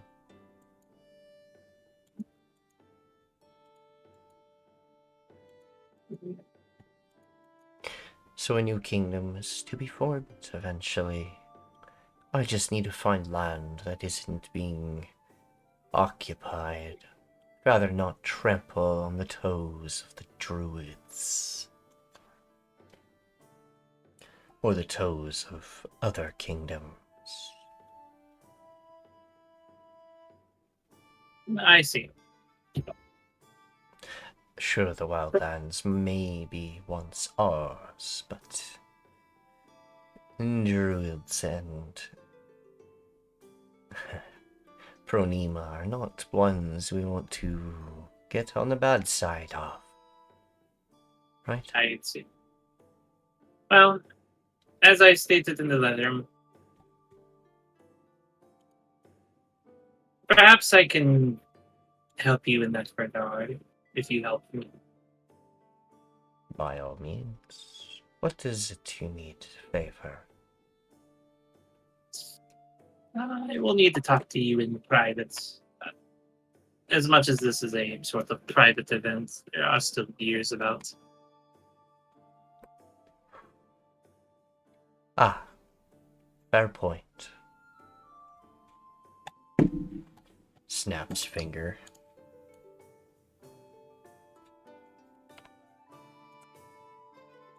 Alright, you appear in a room that has a desk and a few chairs, and a single wispy light floating above. Well, that's useful. Indeed. This is exactly where I usually have private meetings when I had to. Very useful. Can hold up to 6 people? Useful. Well, if you are confident in its capabilities, I will get straight to the point, I suppose. Thankfully, I've removed. Originally, me and my family were under a contract by Rakan that forced our family to effectively be servants, I suppose is the word. Basically, we were under his thumb. We couldn't necessarily do the family business anymore, which I particularly didn't care about. My sister was forced into effectively an arranged marriage and this and that. Thankfully, that contract is null and void. However, the knowledge of such isn't known to the other parties. I have been for some time, as best as I could, along with that contract, been working towards a goal. I, over the course of the last 5 years, came to understanding a bit of my family's history a bit more, that originally my family was supposed to sit upon the throne of this dominion. However, due to the actions of the previous king, a family was wiped out, assimilated into his own forces, and he took the throne. That king, however, has obviously been dethroned since, due to him being a bit of a bad egg, I suppose. However, now one of his children, his son, wishes to take the throne. And if I'm being quite honest, it does not belong to me. You mean the son of Biran, right? Yes. No. Again. An elder elf who manipulated your kind to take over.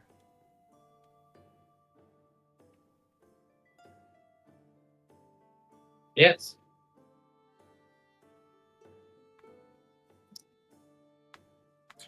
I agree that he has no stake in your kingdom.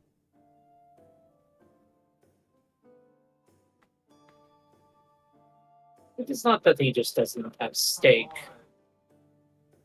Although my friends cannot truly see it, he is very much like his father. That silver tongue of his. Putting on a good face amongst your trusted allies, while having other darker plans in the background.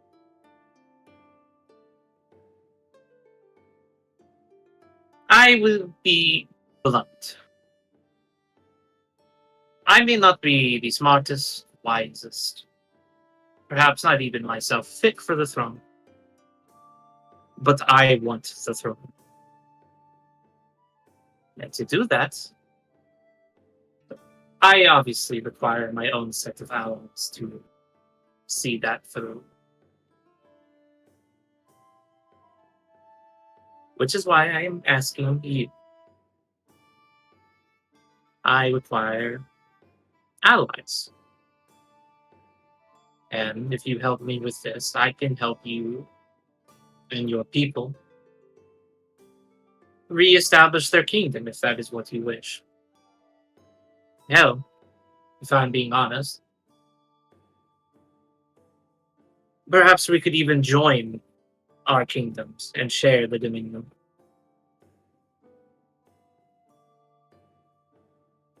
A queen would need a king.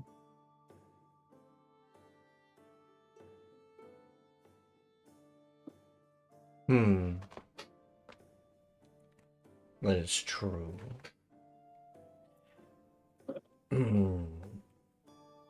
Do you think which of your family would be best for such, or do you think you would be better suited? As I just stated, I wish for the throne. My eldest sister, if anything, is going to inherit what is left of our family. My mother,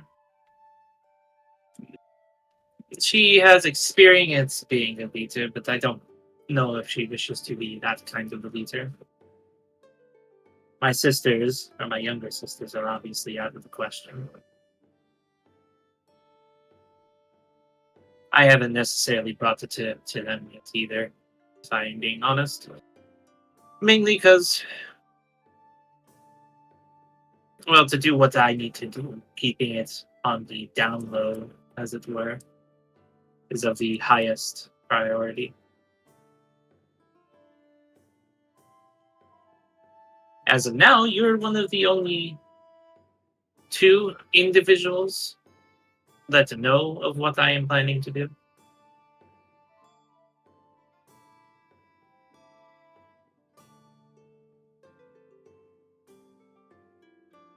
And I believe you don't have any good relations with Rakan. And I can provide what he likely cannot provide.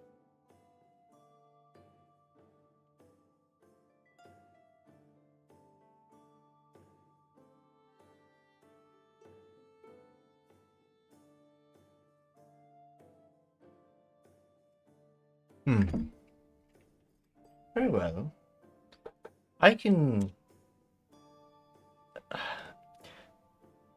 I don't know what kind of tricks that Yuan-Ti has, but I will give you my full support.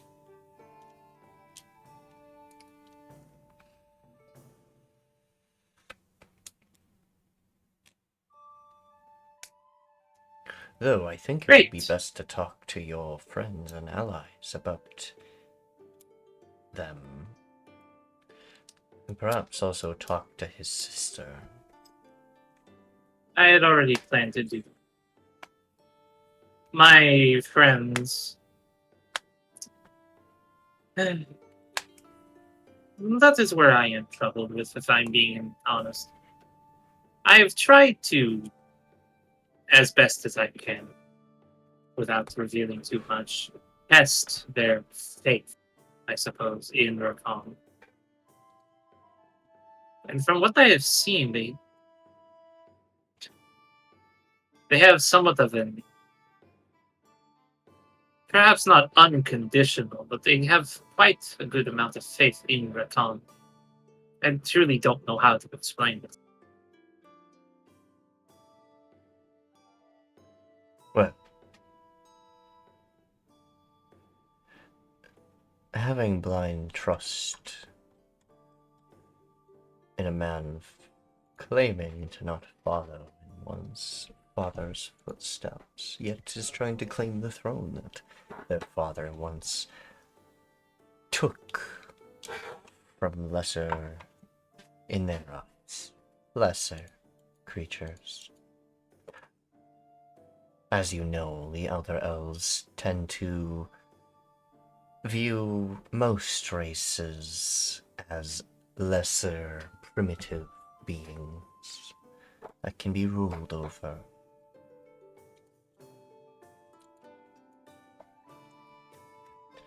Just a few races where they don't see that.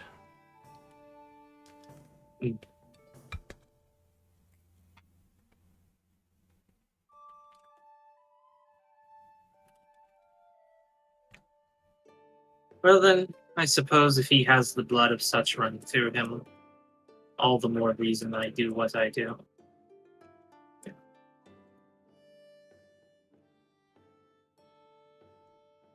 Alright. Well, best of luck.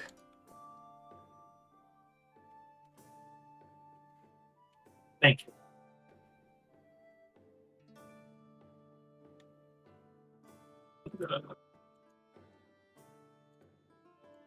I guess that's the end of that conversation. Alright. Nope. That is that. Enjoy the rest of your evening.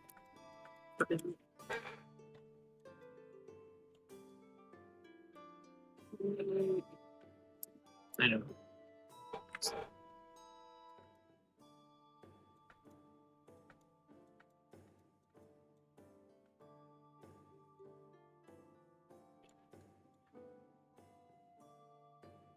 Anybody else have anybody they want to talk to? Like I'm worded out for the event for a bit. Yeah, that's perfectly fine. Yep. Yeah, I don't think Hop has anyone. Alencia's already started cleaning. Oh, wait. I'm currently looking for all the characters. Where is Alencia? There you are. Where is Ulla? Ulla's down here, AFK. No. I'm looking for Ulla on the Lunavale map. Ulla's right there, never mind.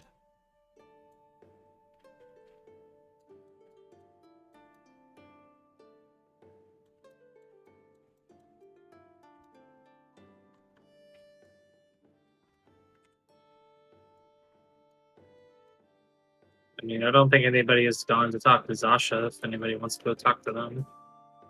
Oh, hers is just congratulations and mostly asking for a place where she can possibly open a shop. That's about it. Well, there's definitely room in Lunavale. Not all the NPCs needed to be talked to, just certain ones. The rest of them were just filler.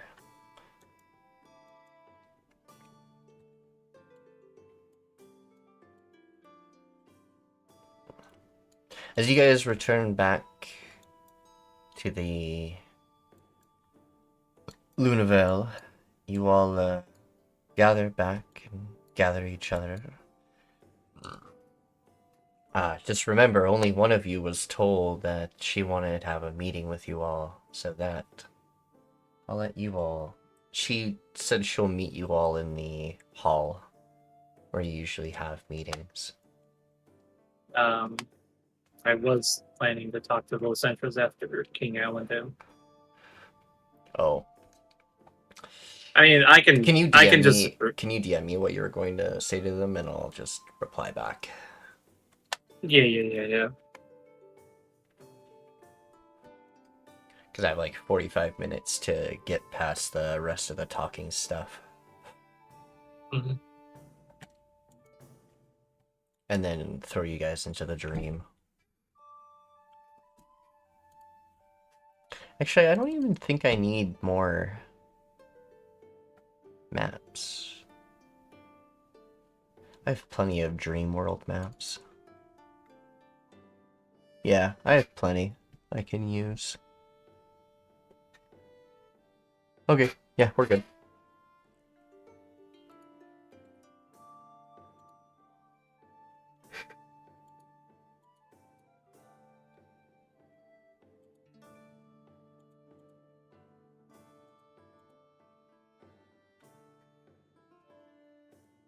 Wrong thing. Oops.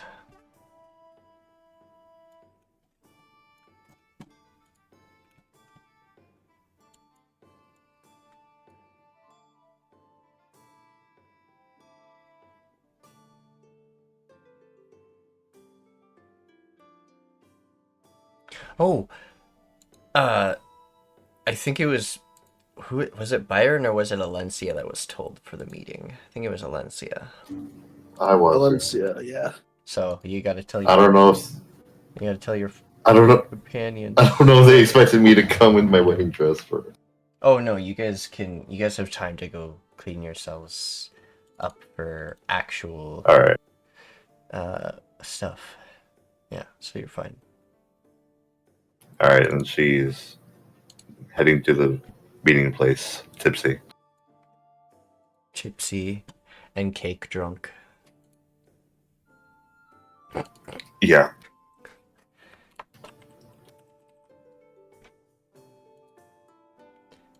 I love it when I misspell words.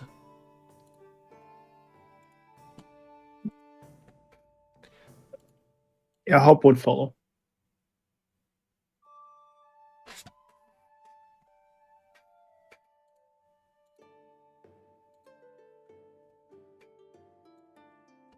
Something about the meeting Alencia.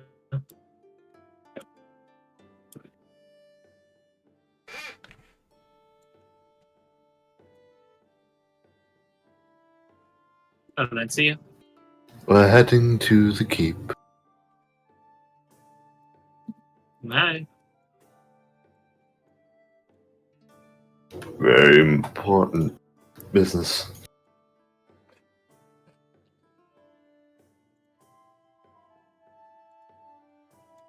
Alencia, you're kind of zigzagging. No, not quite. I'm just coming down from the highs of today. Yeah, you're zigzagging. I'm glad you had fun.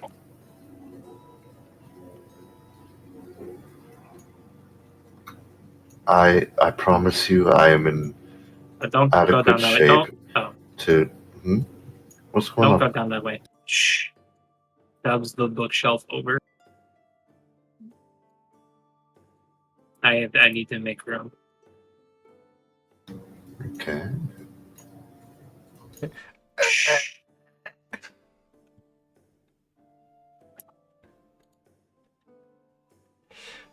Someone walks into that area, trips. Fuck, who moved the bookshelves? You just hear the blind Galen Beck just fucking trip over things. She will knock on the door. The door will swing open. Come inside. Much to discuss. Mr. No. Yes. Peepers can be left outside. I meant outside the door.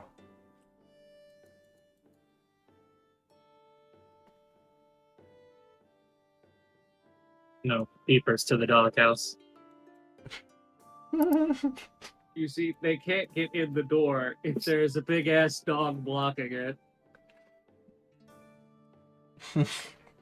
No one can disturb this meeting now. Okay. Nivera will clasp her hands and lean into the table and go.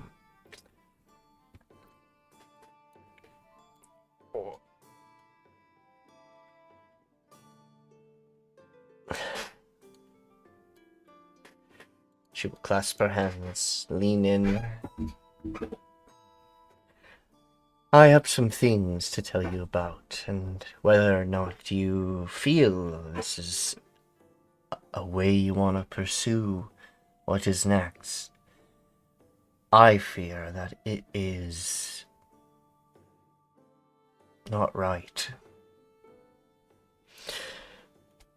My half-brother is deemed to think that his best course of action is killing the monarchs outright. I think that would spark bad things among the people. I am not sure if that is a good way of action, in my opinion. But he's determined, and he won't take no for an answer, at least on my end. No much of trying. I know you all have great respect for Rakond and how he's been so far.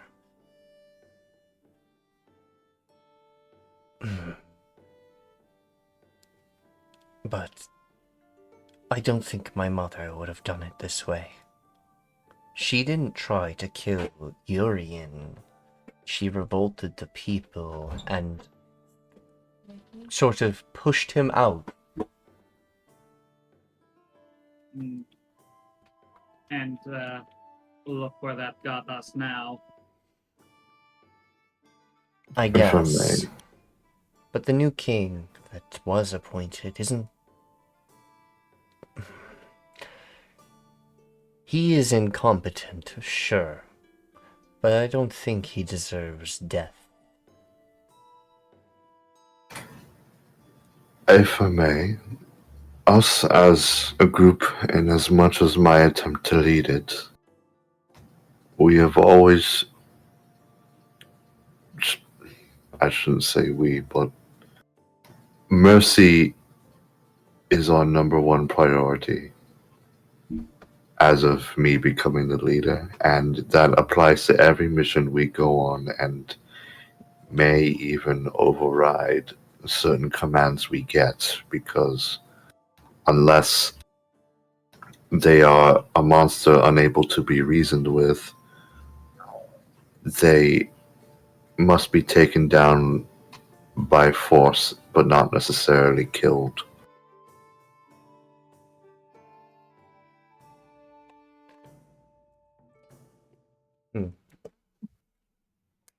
Then you're in agreement with at least my view on it.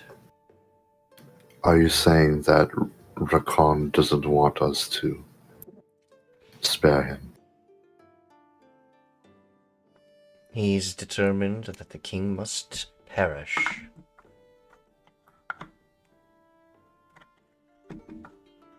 To be fair, there are some good points behind it, I would say. Typically, when you overthrow a monarchy, government, whatever, if the recipients are left alive, they will, on most occasions, try to claim back their power, which would recite another rebellion. And then, if they are unsuccessful or successful, it'll become a never-ending cycle. So, snipping the bud is typically a smart choice, I must say. I'm not agreeing with it. I am just stating that, logically speaking, it is the smarter move in the long run. And let's not forget the complications of letting Urian live. And in all fairness, it's harder to claim the power if the other one is alive and with some hope that they might return again and overthrow again. People would not be as convinced of our new leadership if they were just subdued and coerced. They would think it's some sort of a weak coup, if that makes sense. My next point is about to be a little against my brother. Though I haven't really known him super long, I understand his ambitions to claim the throne that Urian had. But Urian's throne was not one built with nobility and proper vetting, let's say.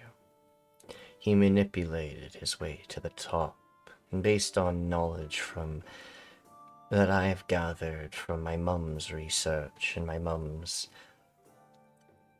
ordeal with getting him out, she was going to appoint one of the Yuan-Ti noble families to be crowned originally. But she never got to, as she vanished before that could happen, and no one knew who she was going to do. So they found someone, I guess, suited. But I don't know who exactly appointed them. I have a proposition.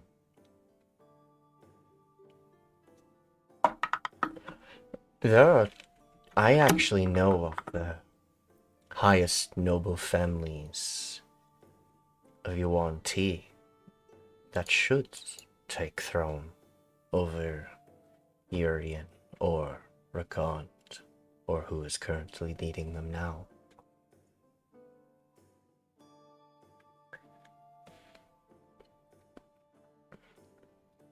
There are three noble families. One being Seviroth.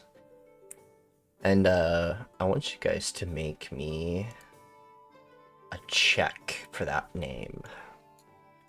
This will be a memory check. Roll your intelligence or wisdom. Just a straight ability check roll.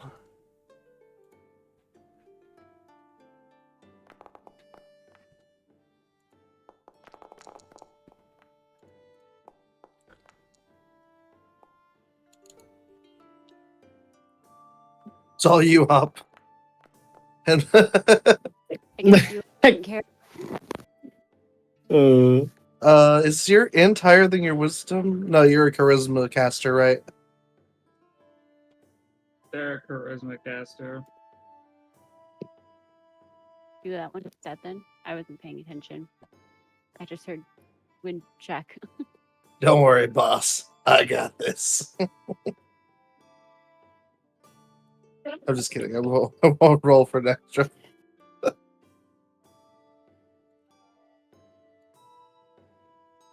All right. Hop and Alencia. All right. Alencia, the Set and Hop, you guys both remember when Mr. Zariah accidentally mentioned his name, or at least his last name. You remember him naming himself Severus. And then it clicked. He was really close with Urian. Actually had talked about working under him for a very long time, along with his sister. And then it clicks. His sister and him are the last of his noble line. Urian must have manipulated and simultaneously probably murdered his other members of his family to keep him under control.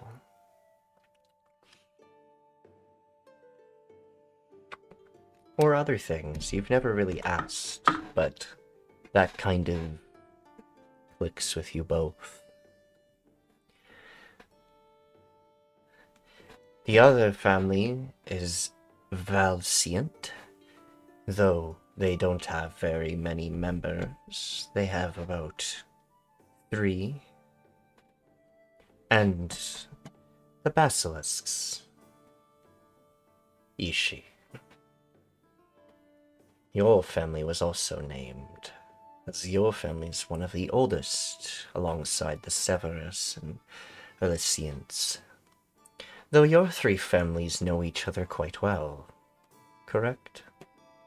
Yes. The oldest 3 Yuan-Ti families in the entire kingdom, yet pushed to lesser powers, though you all managed to throw yourselves into higher fold when the new king came into power, despite his best efforts. Your father was quite convincing, though I don't know if your father or mother are fit to rule this kingdom just because of their strifes they've gone through and problematic pasts. Yes, my father and his conditions was certainly not fit to rule. My mother, however, does have experience, but I don't believe she would wish to have the responsibility of that.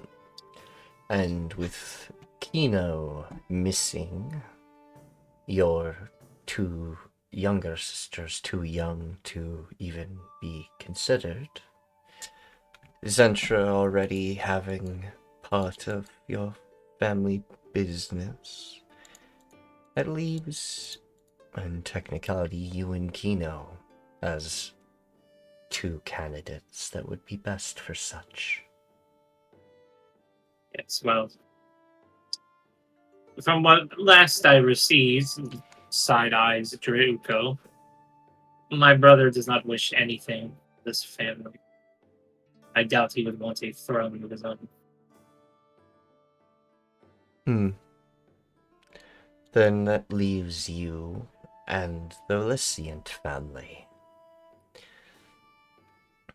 The Licient. They are currently one of the nobles within the city, which is why they have low count of nobility.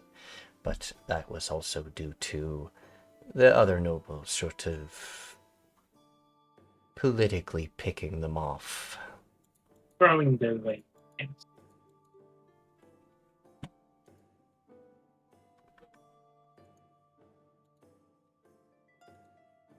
I think the Scale Kingdom should be to the Yuan-Ti, as this is originally their land anyway. Yes. Though Rakond is also a Yuan-Ti, I don't think his mother's side was of noble blood or things. Based on my knowledge, his claim is Urian. And though I appreciate his efforts and everything, I don't think it is right to take a throne that was rightfully someone else's.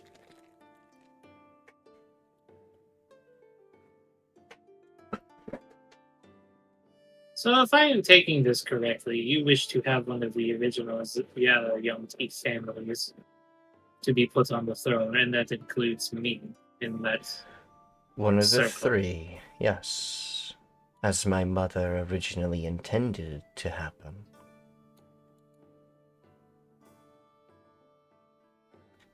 I feel like the Dominion would have done better if one of those three families was in charge.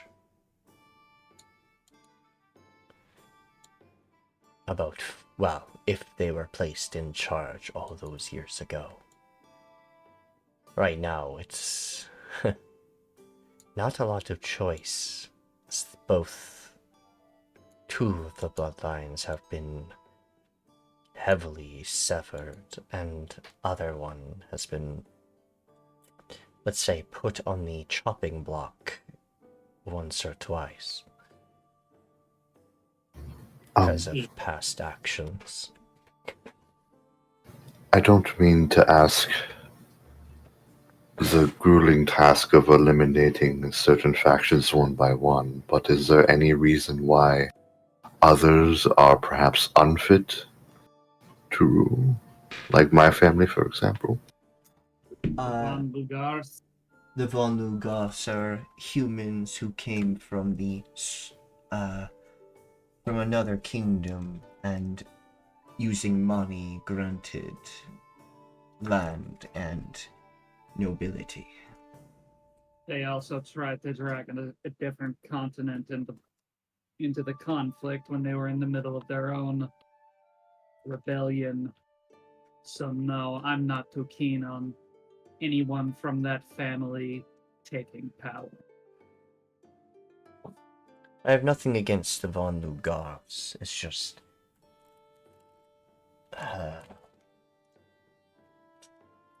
I sense some wrong intent from that Charles. Not sure what it is.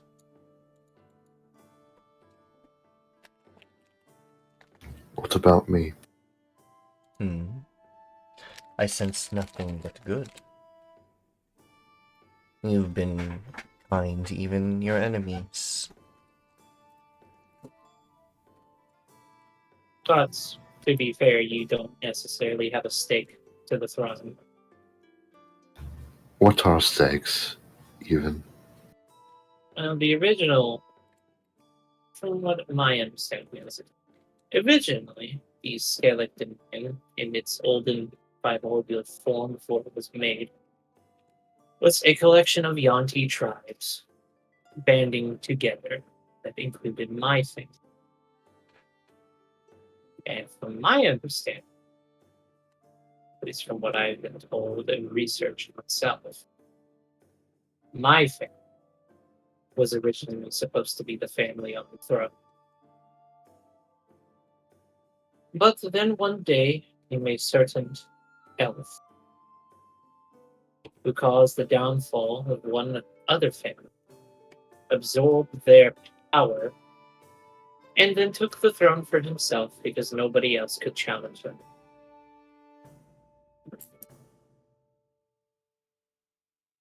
As much as you would like to think, your family has no stake to the throne, even if you are considered, and to be quite fair to you, no offense, you may be considered a Von Lugarth in name, but by blood right you have no claim. I don't have any claim to the Von Lugos in technicality. I am independent. I have no stakes, but I have no claim either. So if one independent person wishes to change the state of rule for good and how things are done for the sake of peace and prosperity, is there such a downside to that? How are you even sure you can even achieve that? I've spent 100 years under a nobleman. I've spent my life in education and training. I can fight, and I can learn, and I am aware of particular political tensions, as much as the player playing me does not understand. You're also soft-handed. What do you mean soft? You hold authority over those here, yet you mismanage its wielding. You are a good diplomat, Alencia. I will give you that, but you are no ruler fit for thrones. You said that I should not consider myself a servant. What should I consider myself to be then?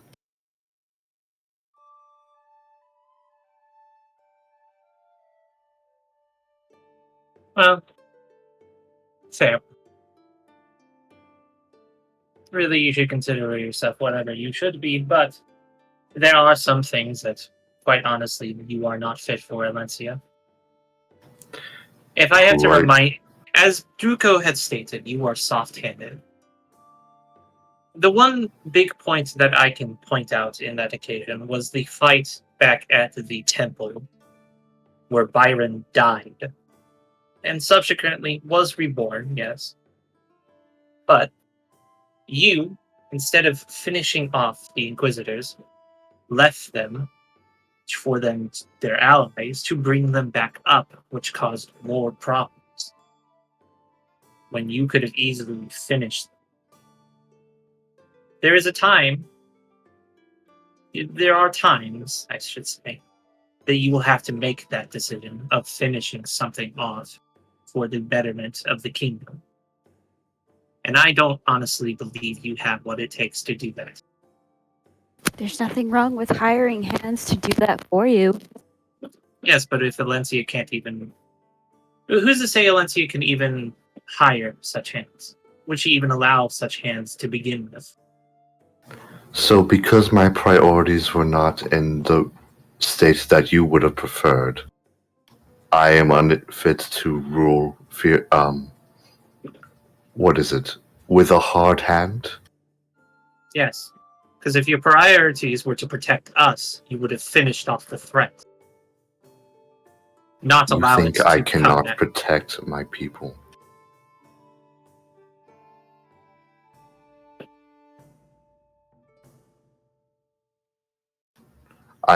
I apologize, everyone. I was not aware of what grievances Itchi had of me. And clearly I am not the person I thought or even she thought I was. If anyone else has any criticisms, please feel free.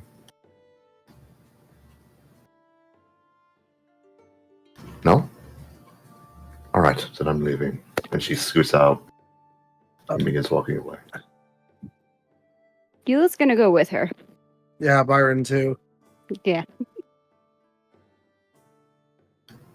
Good boy.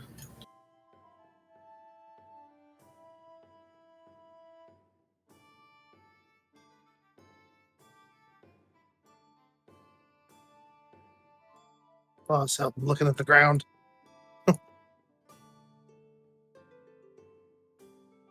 Well, now this went a totally different way. Indeed. I did something. It was not my intention to cause them to leave, but it had to be stated. And if they can't take a... Fuck, what's the proper word for that? like me as a player, I'm blanking on the word. Insults. Can stay in the room to continue the conversation. I do not believe they can. That is another reason they are not fit. Because you will have to deal with that constantly in power. There will be those that challenge your opinions, your decisions,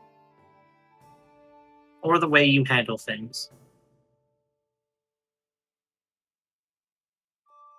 I don't think that a hard hand is required to lead people. But that could just be me. It is not always a requirement, but if you lead a country the way that Alencia has handled this entire affair, you are inviting problems from without and within. Mercy and a soft hand is all well and good when the situation is appropriate, but as Itshi pointed out, she wields it all the time. I can agree on that front. The ability to see when and when not it is the right time to show mercy. I can see her not being able to apply that reasoning for herself yet.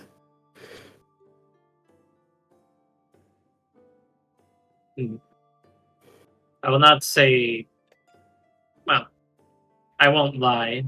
It is a noble ideal to strive for.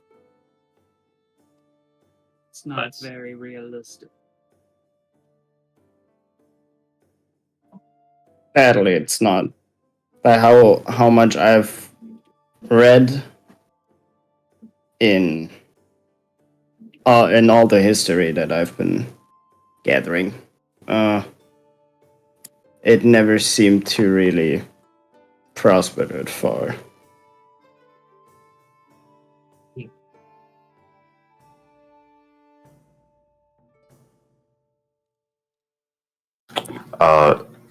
Alencia looks a bit obviously influenced by the drinks she had. This is more emotional than you've ever seen her, and it's probably not even her fault. But eventually she just stops on the walkway as Biran speaks to her. Yeah, he's just trying to, well, why wouldn't he try to calm her down? I mean, he knows where they're coming from, but he knows also Itchi, so he can't really take. He's got to put forward what he knows about that. A part of it was also out of character, that I couldn't tell the two apart when they were speaking. So I don't know which have been individually what comments each of them made. One of them called her soft-handed. Another called her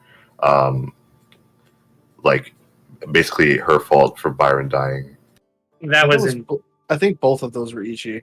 That was entirely Itching. That was not me as Soul. That was entirely. I know it's hard for me to keep my voice. I've been trying to keep it up, but in the entire conversation, the only moment that I broke character was me like, "Oh fuck, what's that word?" Yeah, and that's why my leading quote was that Itchi would sooner eat a non-combatant than admit that they're wrong. All right, because you have eaten a non-combatant and you have not admitted that you're wrong. Yes, the dude surrendered and you ate him twice. So what did Druko say? He referred to the fact that you are. He did initiate the comment of Alencia being soft-handed. That is more in the fact that they, as a leader, they're not taking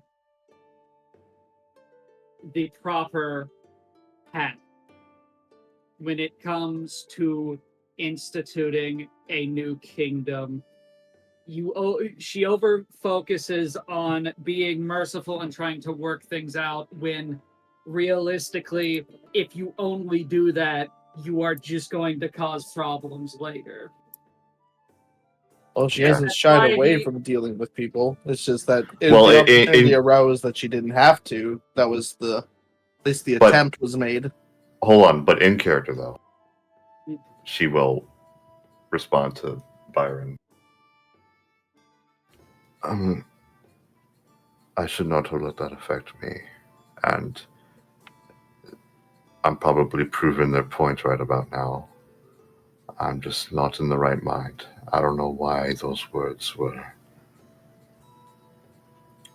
so pointed. I wouldn't let it bother you. I know that's easier to say than it is to do, but they didn't have to bring what happened to me into this. That had nothing to do with you. That was something that happened, and I'm still here. I had something to prevent something like that. I shouldn't have been as deep as I was during that encounter. What So- what Druko said, it fine. Assumptions. He hasn't been traveling with us.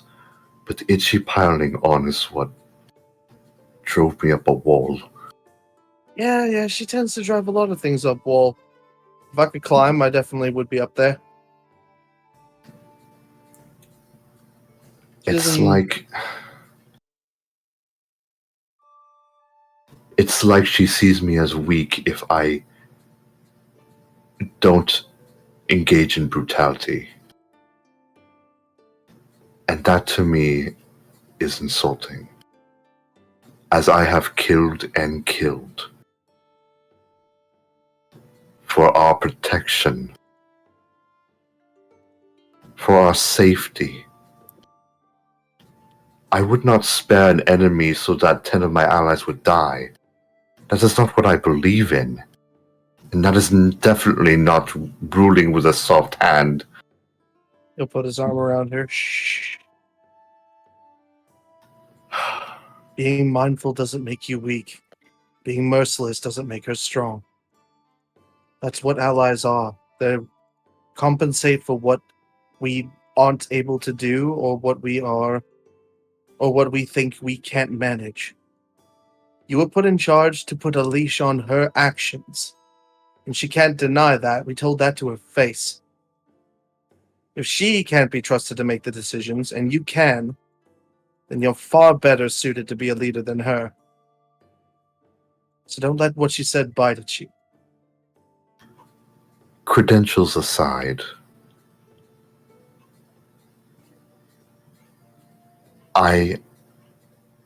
to the suggestion of you and everyone else, I stepped up to become the leader of 5 people. And it is admittedly not much. But with all the reassurance that I am not that I shouldn't live my entire life to be a servant, only to turn around and say, you are not fit to lead because you're weak, is absurd to me. It's like we've reverted so many years of growth, of trust. I don't know what she sees, what she thinks of me anymore. I don't know why she thinks I'm incapable at this particular point. And it may just be culture, and that's perfectly fine. But it stung. And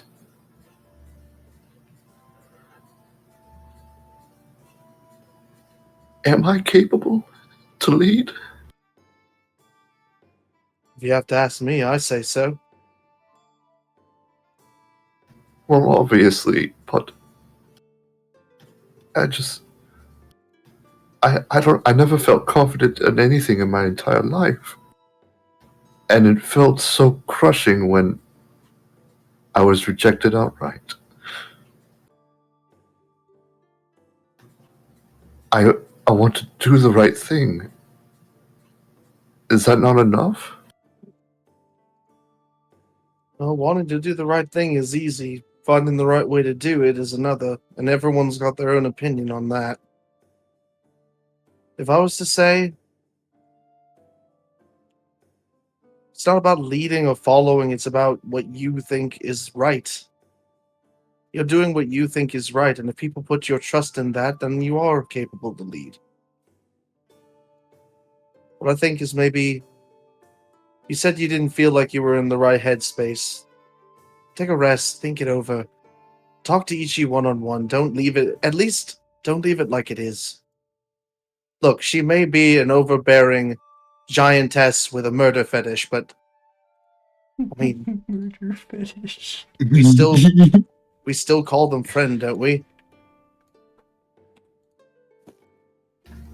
I'd like to think so. Then don't let the idea get into your head that you're not. Friends fight. Friends have opinions. Friends say things that they wish they could take back too. I'm sure you'll work it out. Just think it over. Maybe she meant it more as a way to, keep it from putting too much on yourself. I tell you all the time that you put yourself in all those kinds of positions because you want to be useful, you want to be helpful, you want to be more than you are, and that's admirable, but everyone needs to rest, darling. I do agree, and honestly, I blame the whole thing on Navarra.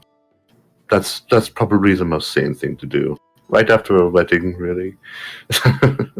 I mean, yeah, that kinda is a bit of a buzzkill, isn't it?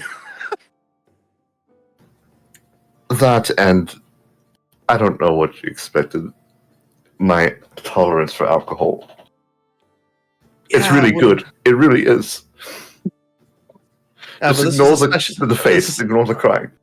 It was a special occasion. Indulgence is what you're supposed to do. Don't shy away from that. If I were to do that over, I should not have left. That was unprofessional. And I shouldn't have taken that personally as I did. I wish for them to know that, but I don't think I can go back in that room. Then let me. What else can I be good for? Let me tell them that you just had a wedding. We just had a wedding. I'll say you had a bit too much of the sauce and you needed time to lie down. People overreact. It happens. And I'm not saying what you did was an overreaction, but what you did it because you didn't want to say something you'd regret. Which is a reasonable thing to do. Raises an eyebrow. I was not in the right headspace. I would have... tensions would have rose so high. So, yes, that is true. But before you go, can you answer me one thing?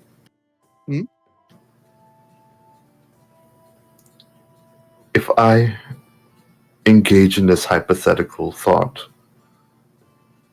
of me being a leader of the Scalect Dominion formally, would you be okay with that? That's a silly thing to ask. I'll follow you wherever you go. Your ambitions are mine now. We'll deal with them any way we can together. You're a masochist. You're a masochist. You would have found that out one way or another. All right. I'm fine. I just need to lay down. Just tell them that I was drinking and I took things personally when I shouldn't have, and I apologize. I will. I'll let them know. You go lie down, all right? We'll take care of things. All right.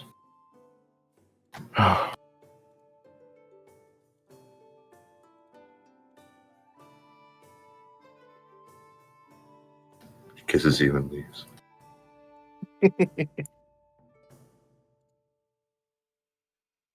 That's why I love her. She goes away. She's too hard on herself. She needs someone to lighten things up.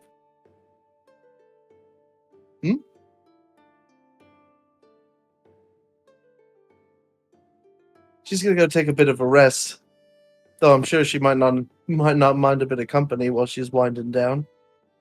Sorry, I didn't mean to listen in, but if you're fine with me going to go talk to her, I'll go ahead and do that. I know I can trust you, Ulla.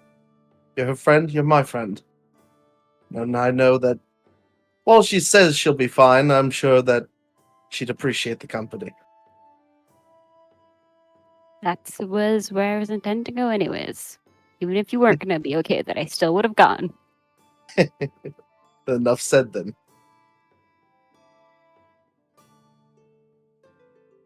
Moon walks away. Stops moonwalking.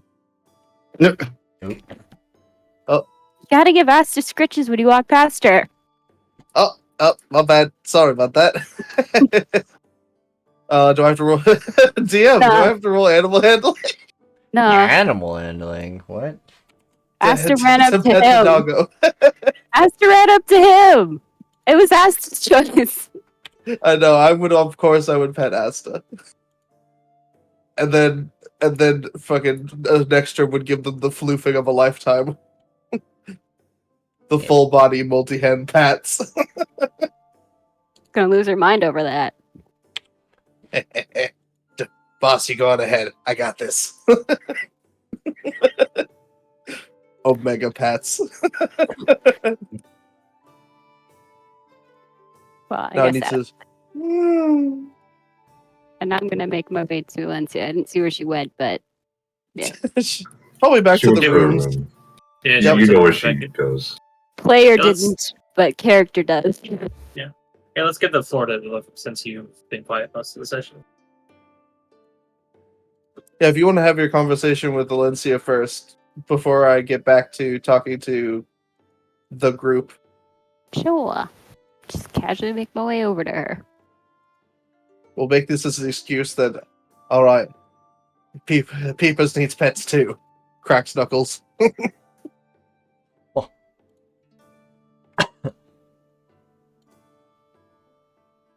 Alright, she's gonna knock on the door.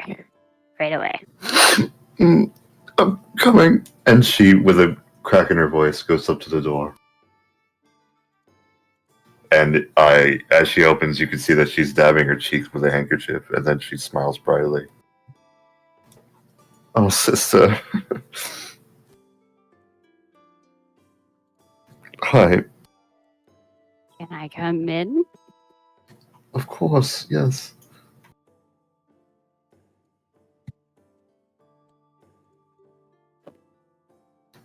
I'm not really good at this whole heart-to-heart thing, but are you gonna be okay? I'm gonna be hungover. But afterward, yes. Well, we could get you some water. Hopefully that'll help with the hangover. For what it's worth, I think you'd be an amazing queen. And I would swear my allegiance to you because you've earned my respect. Now that I didn't expect as well. Well, I've been drinking too, so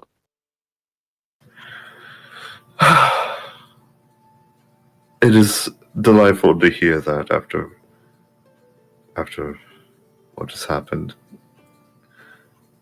I'm sorry. I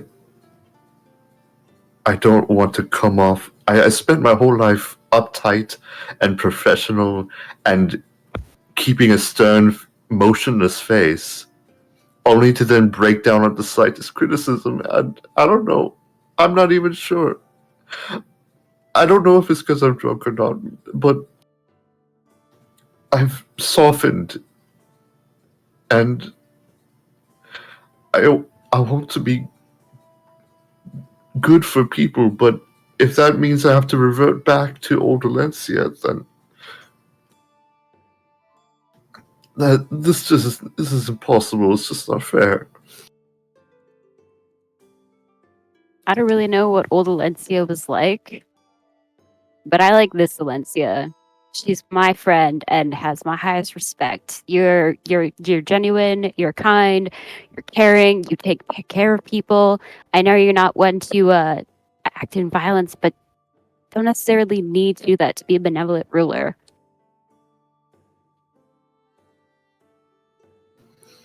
Your belief means a lot to me. It truly does. The issue I'm gathering is more complicated than that. And it's the fact that I don't think there's ever been a leader like me up to that caliber. And it's probably what they're really concerned about, and I don't blame them. I really don't. I need more like you. I just want to know what to do with my remaining years. I've helped lead a rebellion for the sake of liberating people and helping them. And I don't know, after all this, I don't want to seem narcissistic, but who else is fit to lead? Who is eager to lead? I'll be honest, I thought about it briefly, but that was only because if I was the leader of sorts, say a queen, then I could make a way to some safe place for people like me not have jealous people who can't use magic like they can. I'm sorry, I don't know what I'm trying to say. I think I've had too much wine tonight. It's all right, really. I appreciate the new Ulla as well.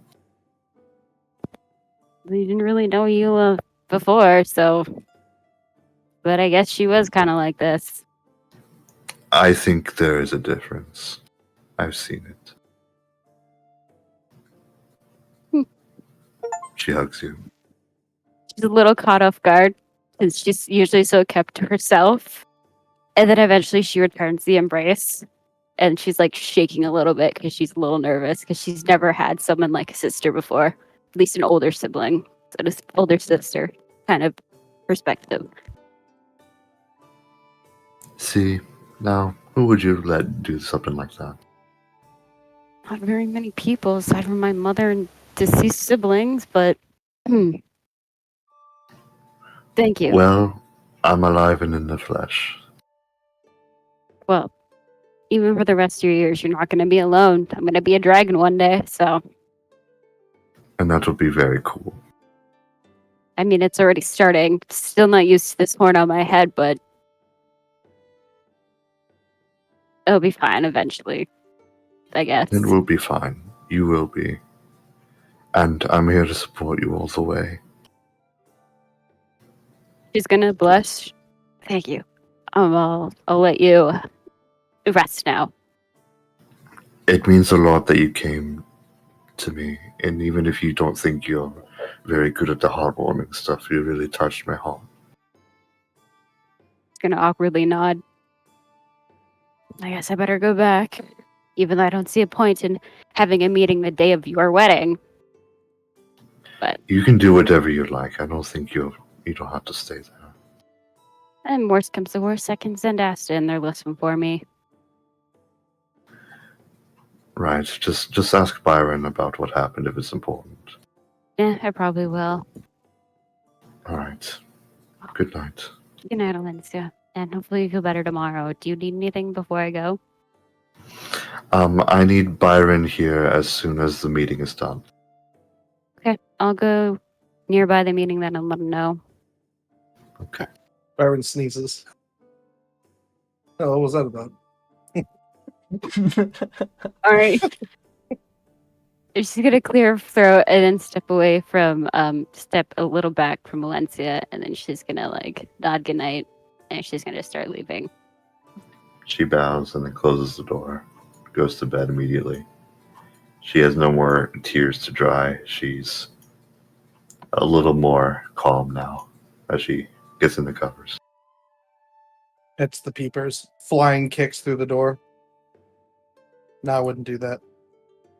Well, you've been on for like 10 minutes. I think the conversation would have continued after the fact. Okay. It's just that we yeah.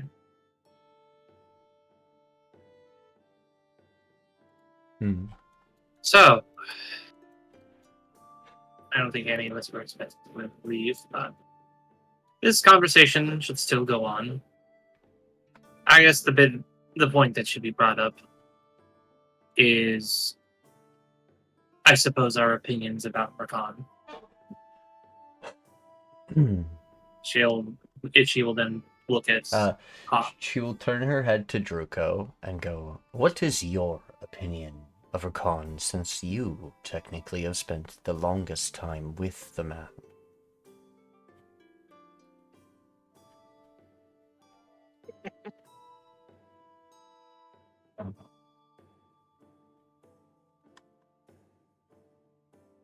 Whether he realizes it or not, he is a product of his father, and that is a dangerous thing.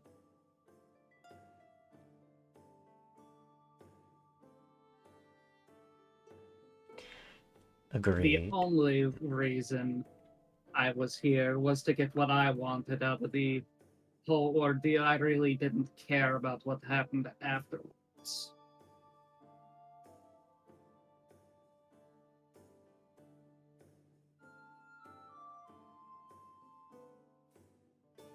Oh shit. Let's see.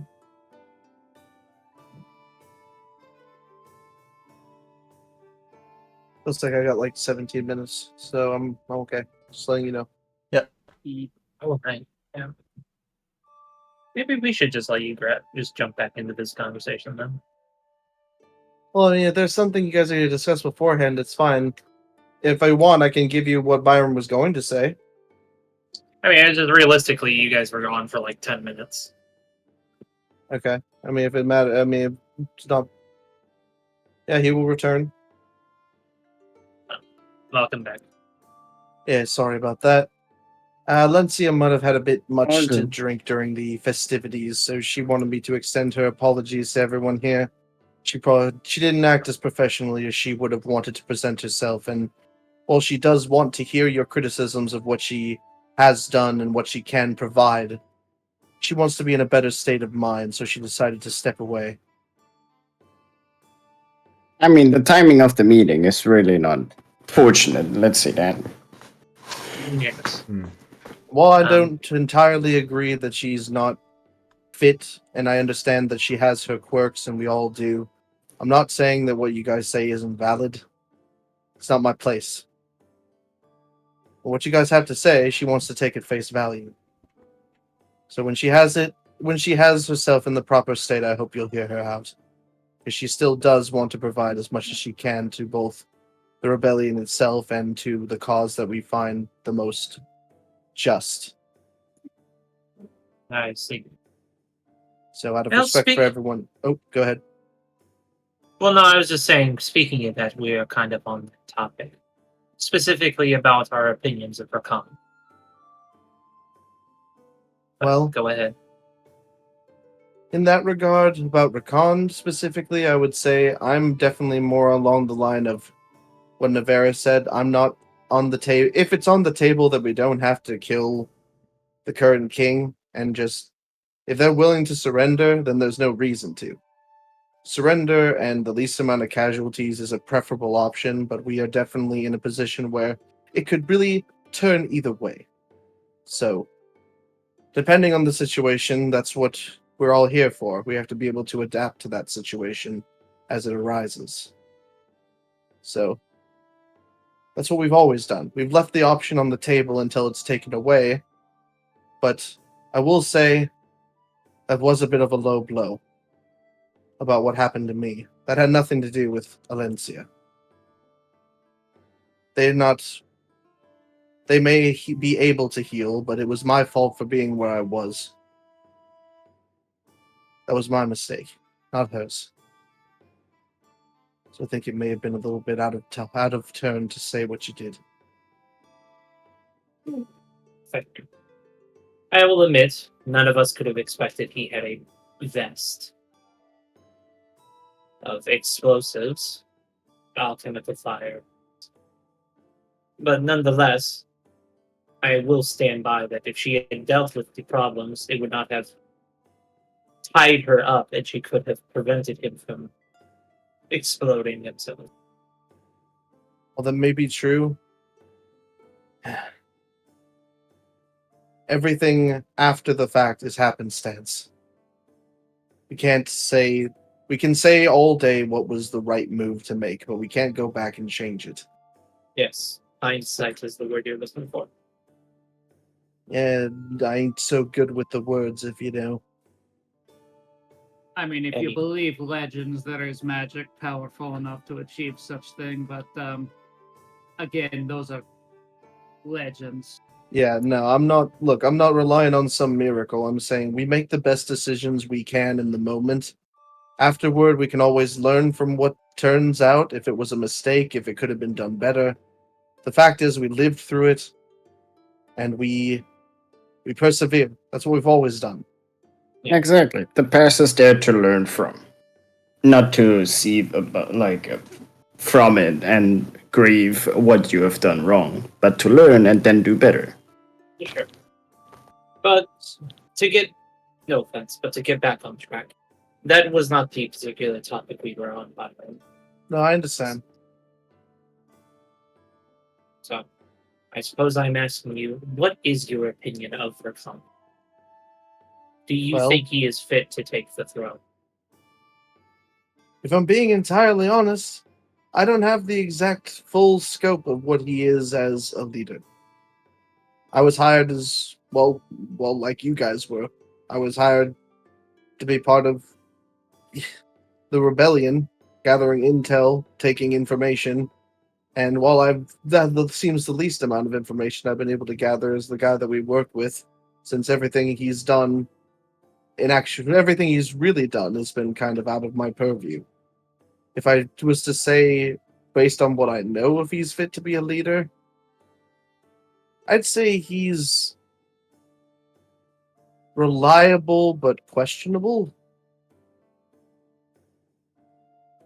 But the questioning comes into play as, well, the only things that he's been directly involved with was our after when he showed up to deal with the people that we unearthed from the crystals and the aftermath of the Inquisitors' attack, and plans to infiltrate the school, really. So, honestly, I don't think my opinion could really be worth much in this regard. I would digress and say otherwise. You have been one of the few people that have been closest to him, to watch him and how he does things. Sure, the amount of occasions may seem small, but it is still relevant. He may be a little hot under the collar, if I was to say, from what, how I know he...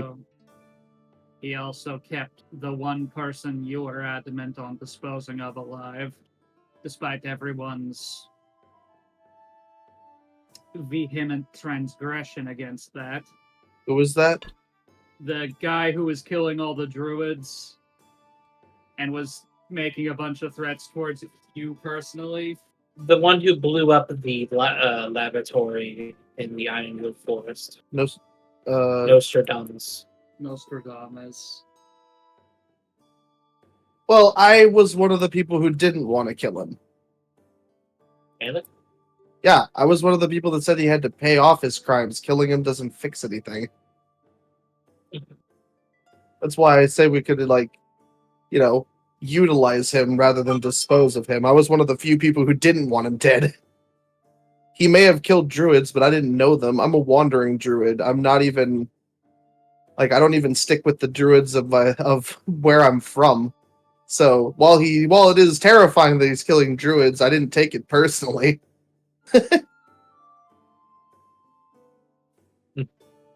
It was unforgivable, but it's not executable. Execution doesn't fix the problem, neither does letting him live, but if something can be utilized, why throw it away? Is the thought process. So that so it turns so that turn doesn't really work on Biran either. It comes back to not murder for the sake of murder.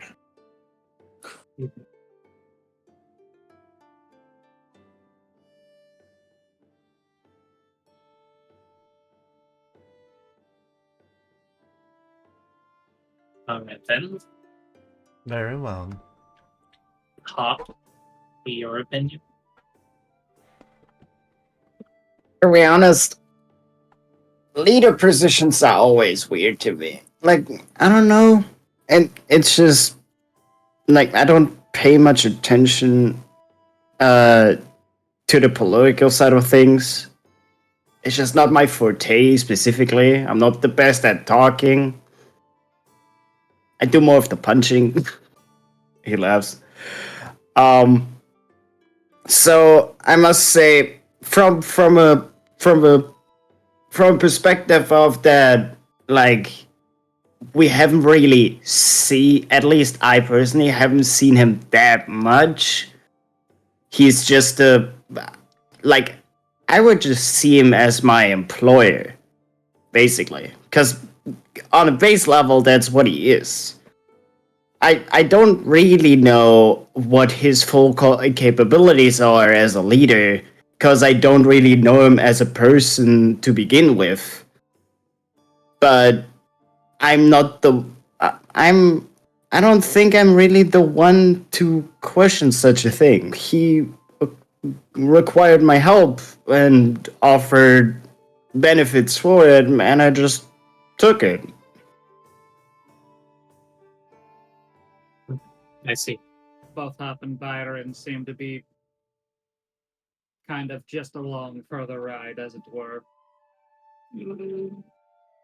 So if I were to take it, both of you are relatively neutral in the case, then, whether or not Rakan is fit for the throne.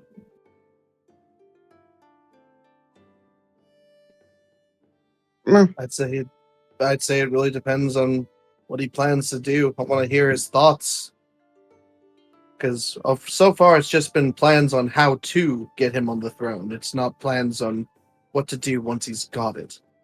Yeah. I'd say, let's see if he can put his mercs where his mouth is. You know what I mean? So you require more proof in that sense, then. Yeah. While I am one of the people that he talks to, that's mostly when we're out on escapades. As far as I've seen over the last 5 years, I haven't really. I don't hover over him looking at his plan, looking at his battle plans, outside of what he tells us as a whole. I don't want to make any judgments until I know for sure. If that makes sense. Yeah, to make a full judgment, we would need to know what his plans for the future are, because getting there is one thing, but then, taking responsibility for the position you then obtained is the other.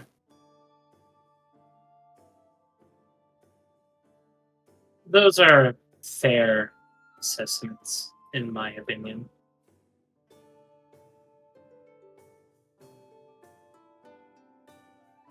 Nevera, is the magical wards of this room on, such as that nothing can leak?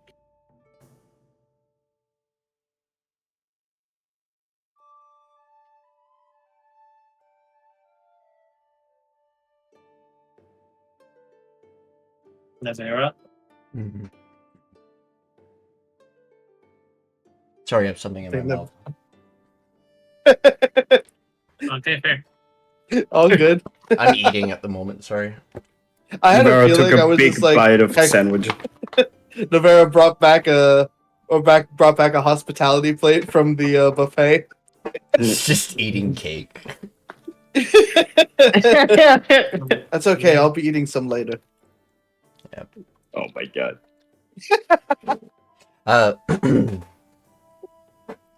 My opinion is that I won't. Oh, you can walk in at any time. He's right there. But peepers have to let me in. But he's just there. You do exist. Guarding the door. Yeah, well, he's meant to be blocking the door so nobody can just enter. So. On the outside. Well, what is Nevera's response? Is the magical wards in this room up so that nothing leaks? Correct. My own opinion is, I don't think Koarl is properly fit to be a ruler. He's never gone through training or anything that most nobles even teach their children. Correct? Correct. I think our best bet is one of the noble families that already is part of the kingdom. Though, I think it would make it harder for you to adventure if you were to be put as ruler. That is perfectly fine. I would understand that I would lose a lot of my freedom. That is part of the price to be paid. Correct. There's also something about her conduct that I haven't really trusted after that incident in the jail cells. Which one? Lugarth brought in a prisoner, one of Urian's former agents, and something happened between them and Suya. Yet Rakan still keeps them around. Whether that was part of Urian's plan or not, I can't say, but I don't exactly like the idea of the person who's had one of the Obsidian Assembly potentially whispering in his ears in private, taking the throne.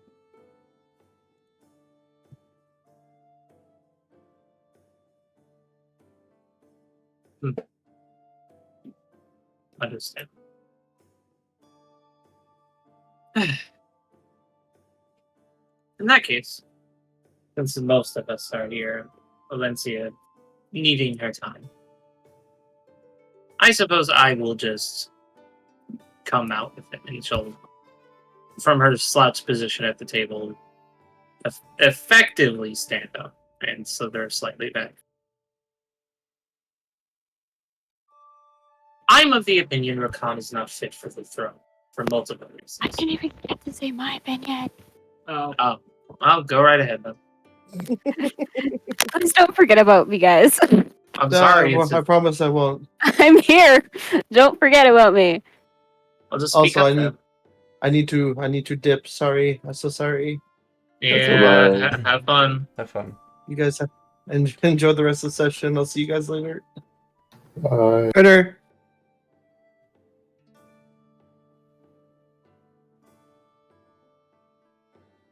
Stuff. My opinion about Rakan, I don't care. Our deal was that he promised me benches. I haven't gotten that yet. I'm growing impatient.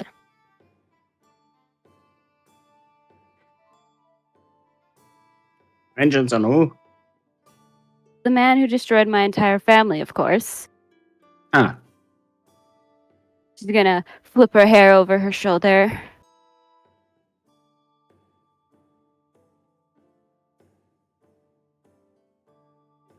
I just had a brain fart. Nevera will look over and go, he still hasn't told you? Told me what? What are you talking about? He knows the whereabouts of the man that you speak of. I thought he would have told you about it now. He hasn't said anything to me. At all. In years. Yes, keeping vital information, despite the other party requiring such information. So read Ruko. Gonna walk right up to Navera. Do you know where he is?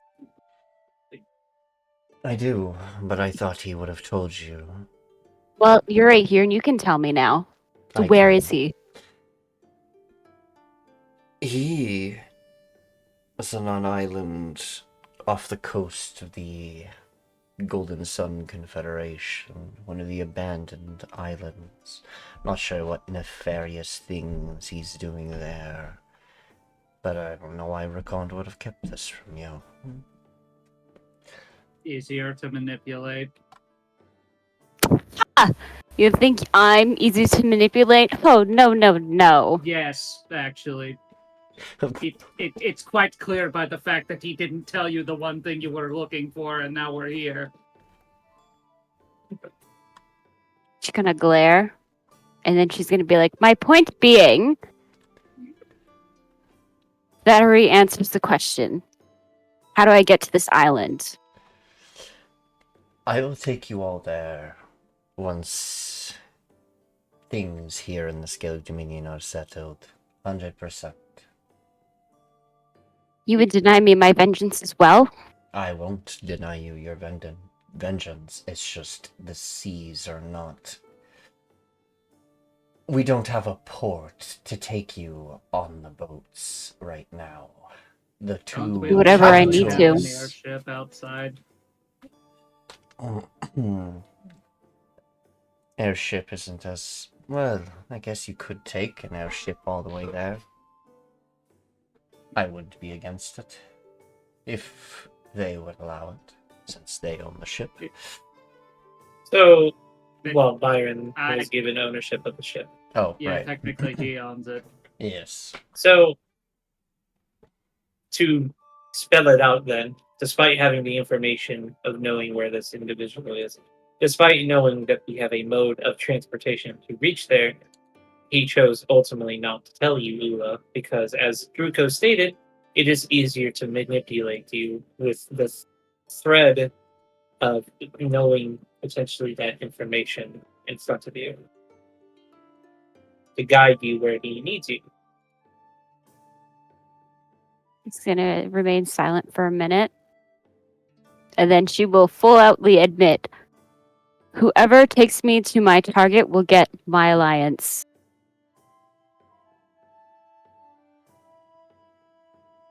And the sooner it happens, the better.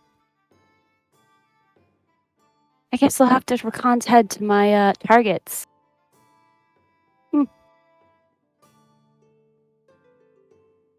Though I don't know how he'd react to us appointing someone else to the throne over him. But we'll see. I mean, you're assuming he's going to live to see that.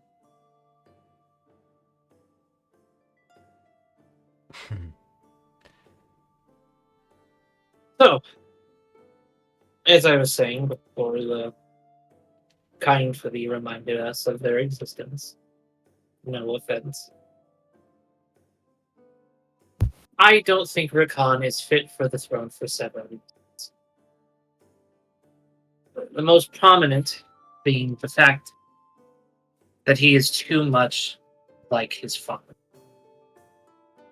He may not think he is. He may not see himself as such.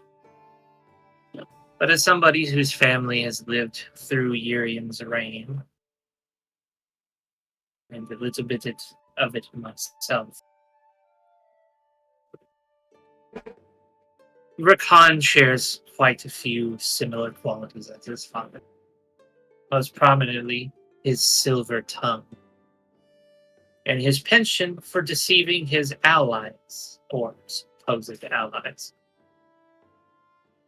Second is the fact that he started a whole damn rebellion to take a throne that is not even his. This is the act of a child who wants a toy that is not theirs.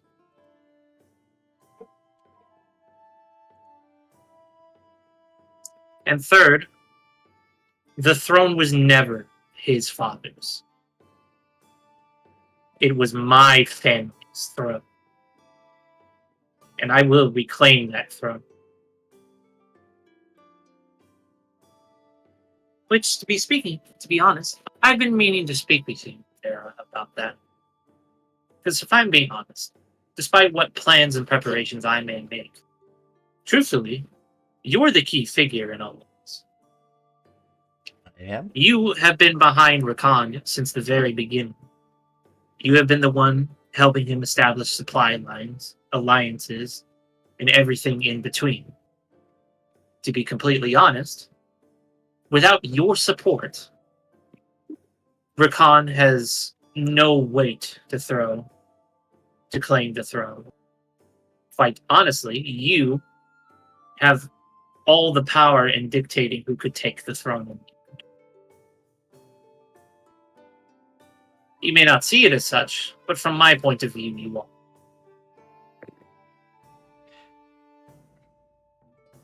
That I can agree with you on. It's not that I am blind to that. My influence here definitely has its perks. Only reason I helped him is because he seemed like he was truthful in that matter, that he wanted to,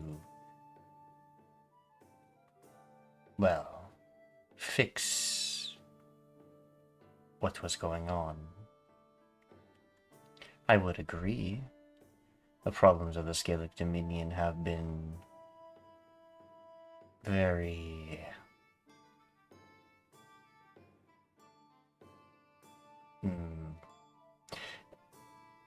they've been heavy on my mind since I found what happened to my mother.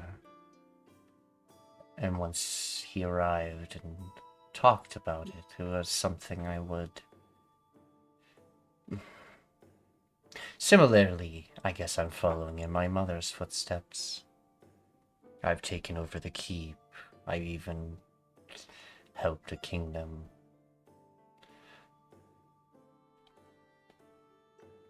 But I don't believe I'm a fit ruler myself.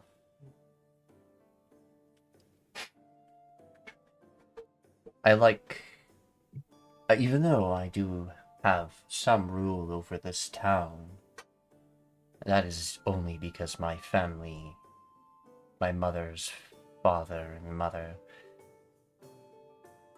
founded this town a long time ago.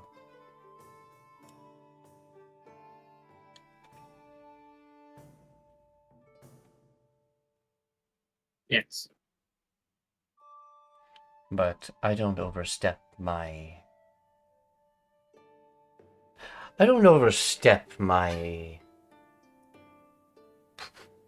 privilege here. Everyone here has equal rights on what they can do here. Everyone is at to rule to the consequences of wrongdoings to people. I guess you could say this is more of an egalitarian-like town. We don't exactly have rulers, but we do have policing and other things. But no de facto ruler, despite if people tell you that I would be.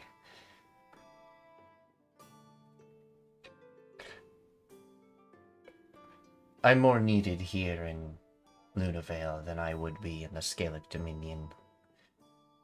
This is why I brought these things up to you all. I don't want to make mistakes. I do want what's best for what the kingdom that brought my mother to this world back into a more proper society.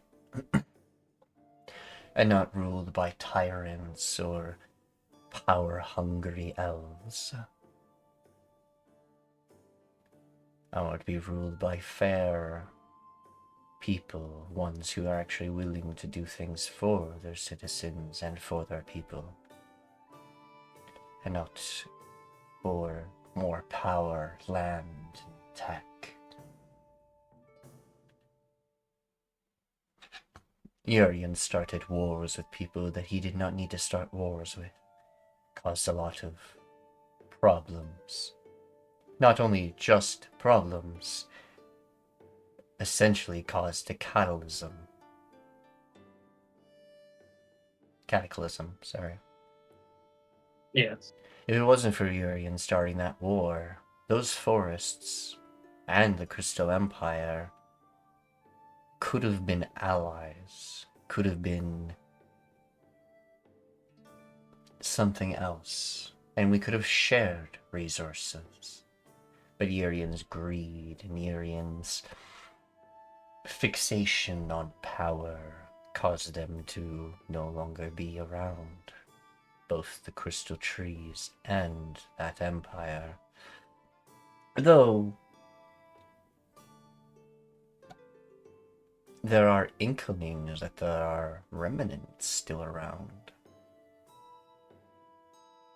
Maybe more, from what Kichiro and Freda have said. Though the Scalect Dominion, best not to fully, at the moment, let them be in the know of such.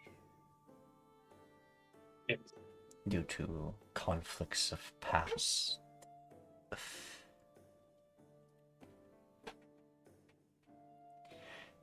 My opinion is that if the ruler is that of one whose land it belongs to, whether that to be the Seviroth family, whether that to be the Lyciant or the Basilisks.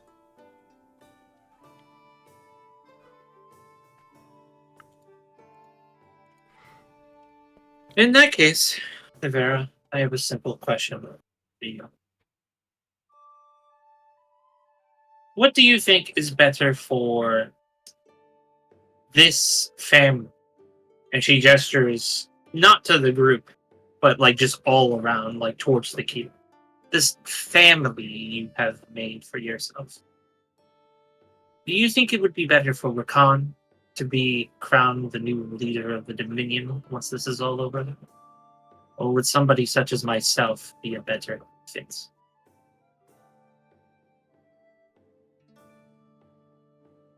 I think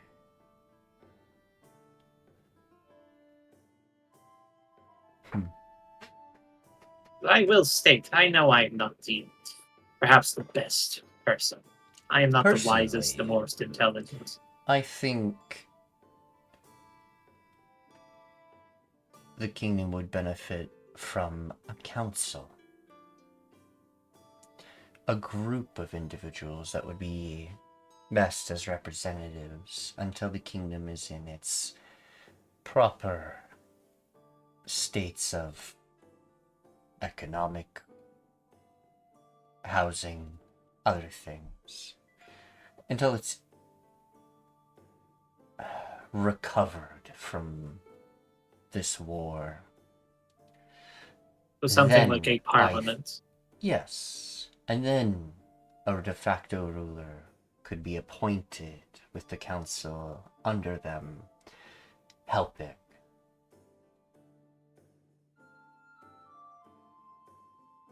That is something I can help with. And I have people I can call upon that can help with getting things in order. Why is that screen?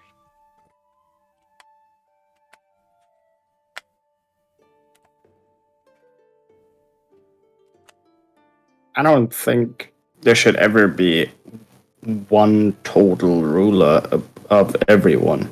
Because if that is the system that is decided on, there's bound to be, even if the first and second and third leader are all good, there's bound to be one leader that abuses said power, and then it could all be in vain. I feel like suggesting Exactly. that. Exactly. Yeah. Which is why I To be think quite fair, multiple leaders would be the solution for that. well, to be quite fair, on a couple of things. One, truthfully, any form of government is inevitably going to have some bad eggs that eventually join it and ruin things for everybody. I think that can be said. Yeah, but some are more vulnerable to it than others. Let us argue. Getting one bad egg into the leadership is much easier than having to get multiple in. Yes, but I believe there have been cases where it has not just been the one at the top that was corrupt. As nobles, as I can attest from my own family's experience and how the other families operated, could easily just be as corrupt and manipulate the rules for their own benefit.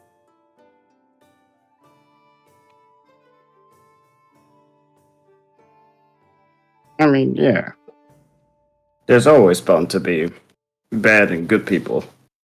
Bad eggs and good eggs.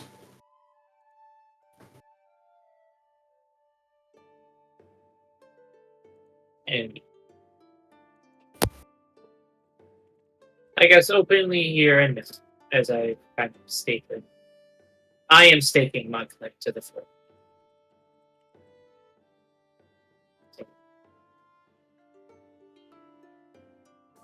Besides Nevera, Nevera could. I require everybody's.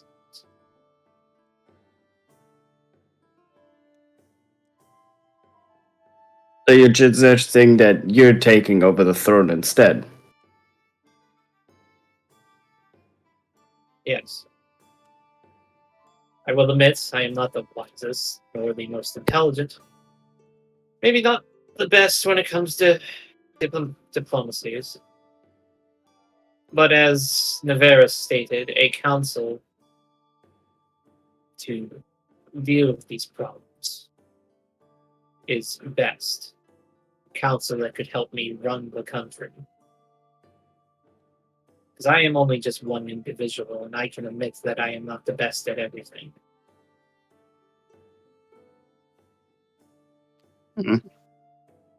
I think, personally, that a council should run the country.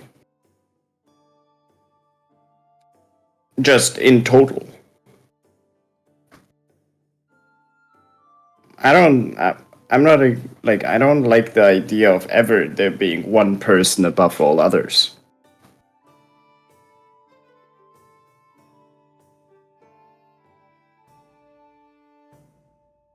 So I must say, I could see you as part of the council, maybe. That I can be argued with. But as one sole leader, I wouldn't say I agree. I also think that diplomacy should be a forte of someone that solely leads or almost solely leads a whole country.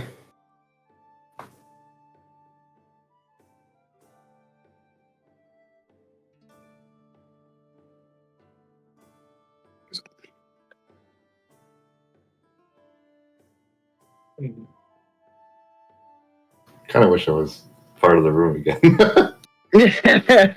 Well, I mean, if you want to just be like, I'm so weird. No, that's out of character. I'm just joking.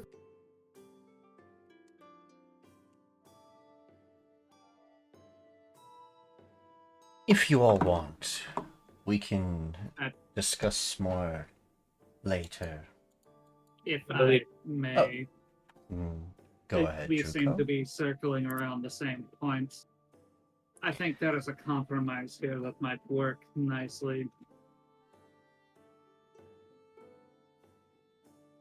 The council being the main decision-making body, but House Basilisk taking the throne would give legitimacy to the regime in the eyes of most everyone outside of a few noble families.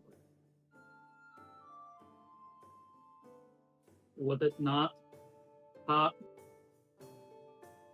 Agreed, but a council based on heads from different noble families would do the same thing, would it not?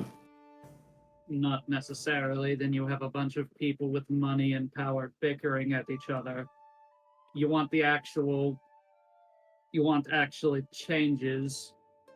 You keep the nobles as little more than baronies, and you have a council of those who know what's actually going on across the kingdom. Yes, people that will fill in the things that I lack. For instance, most everyone in this group, Alencia included, despite personal opinions.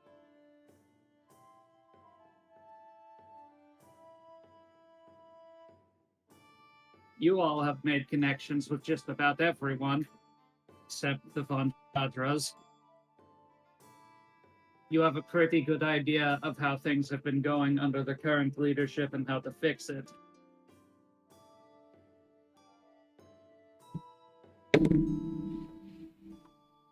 I mean, that is true. You would have a stable regime that is seen as legitimate because one of the families at the, I guess, technically the head of the council. Even though behind closed doors the power would be split equally to save time and bickering. Now, that is something that I can agree on.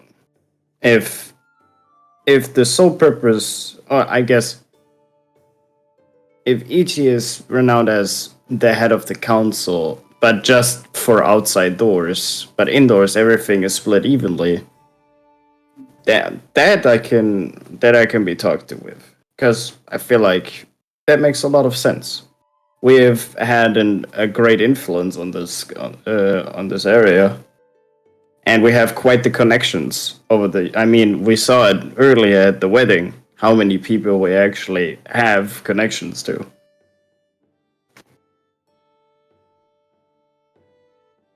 Do you have any counter to that, Itchi?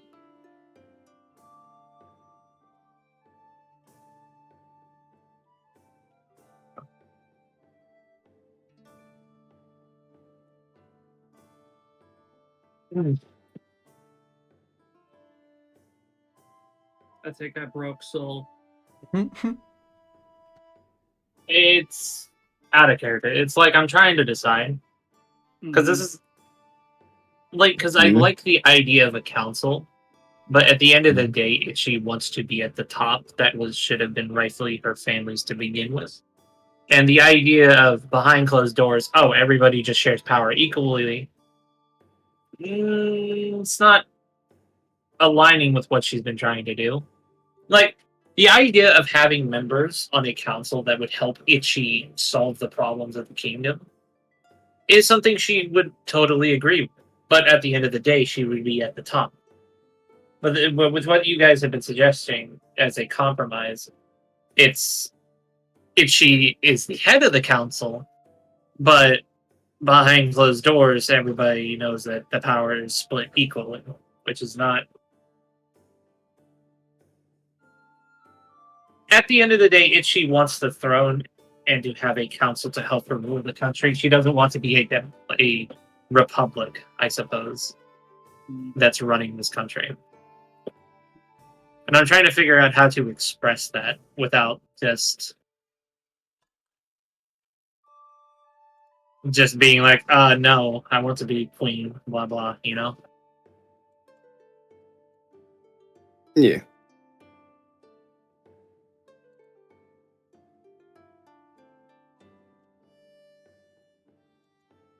I get. I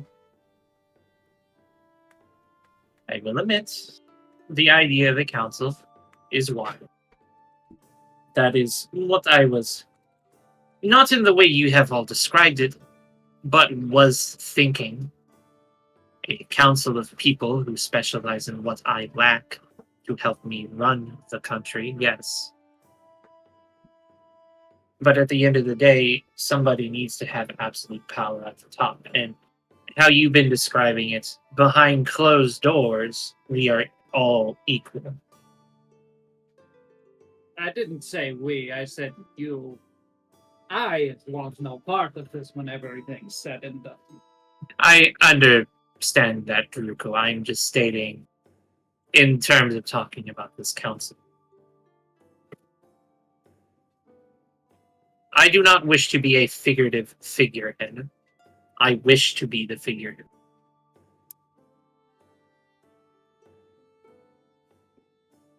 And I think that would lead to problems again. I don't think that is wise. Well, if they have a council to keep them in check, make sure nothing... Make sure they make good decisions. I think it should be fine otherwise. Yes, I am not saying I would not have my own checks and balances. Yeah. How about this? Everything that is suggested, as in new laws, new rules, all these kind of stuff, has to run through the council first and then gets accepted by basically the figurehead, like at the end, right? In that regard, the council has still a tell of like figuring out what makes sense and what not, because it's multiple people that decide on, okay, yeah, this could make sense, right? And then bringing that up to the person in charge so they can in the end decide if it's get run or not. And vice versa. Say if I have something I wish to achieve, it would have to go through the council. They decide if it is reasonable or to make adequate changes, then go back to me, and then I agree. As I said, I am not against checks and balances, but I do not wish to be a figurative figurehead. Yeah. To be honest, now that I think about it, there's only so much that can be kept behind closed doors, and if it would come out that you're only a figurehead, that would bring probably discourtesy to your family directly, which obviously is nothing anybody wants. So I can kind of agree with that kind of like level of charge, basically, that you have basically both systems in charge. So you have basically with the council, the vote of the people, and then with basically the head of the council, the final say. I think that should work. Yes, we are whatever the term for a democracy is, but we don't change who is at the top. Whatever that is actually. Now question, does the position of, I will now call it head of the council, is the position of the head of the council, will that stay in the family? It will stay within my bloodline, yes. Okay, and I specify, and when I specify my bloodline, I do not mean the Basilisk. I plan to, although I will be from them, I am planning to split off, as it were. So your family disbanded without power, except you.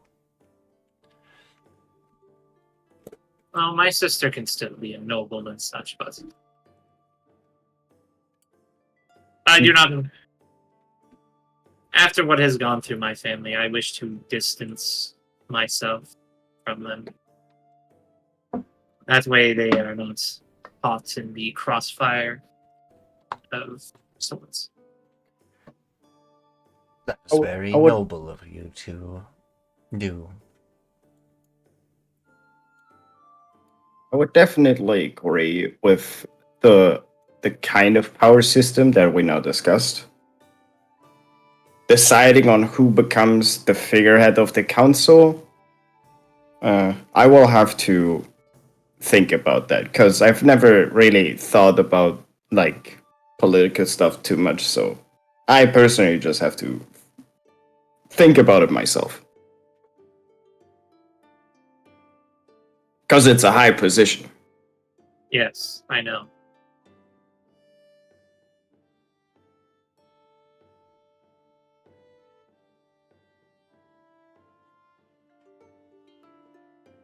But anybody else have any remarks?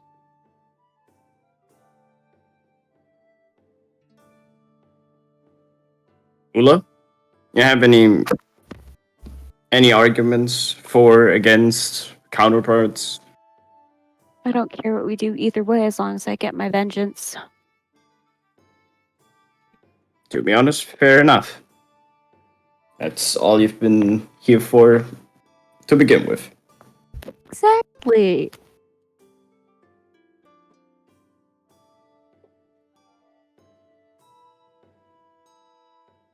I will, when we get back, I will inform Alencia about what we discussed. I figured Biran would, but yeah. Probably. Yeah, probably. Pretty He'll sure have to- earlier he'll have- I forgot that he was here, honestly. Yeah, he'll have to watch the VOD too properly and tell his wife how things went down. Yeah, I'm pretty Also- sure in their heart to heart, Byron said that he would tell Alencia what happened, and then Ulla went in. And she was like, "I'll also go too." Like she was sure she's gonna come back, and then she decided she would go back.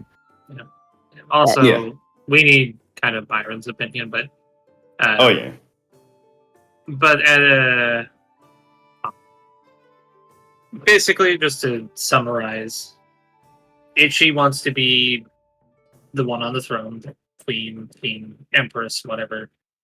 Yeah. She is totally willing to have a council who sort of checks and balances her power, and also to help fill the skills that she lacks.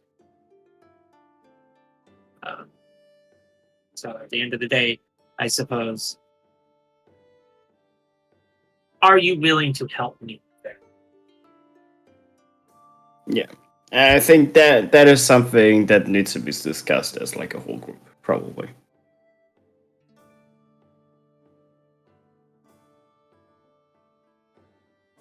And the rest of you, are you willing to help me take the throne? Will you give me what I want? I will give you the modes of transportation you require to reach it. But if you truly want vengeance, that is a game you should hunt for yourself. Oh, there's only one person that has to die. Maybe two.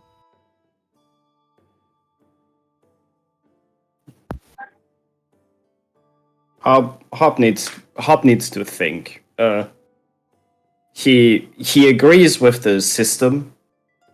He doesn't know exactly if he trusts Itchi as a person, but he doesn't know how Itchi would play in a position of power, right?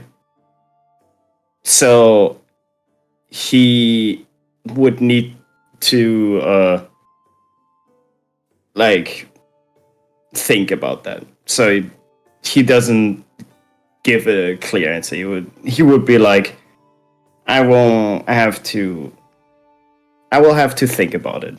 It's big discussion. I understand. I mean, at this point in time, I just need to get Aaron's work.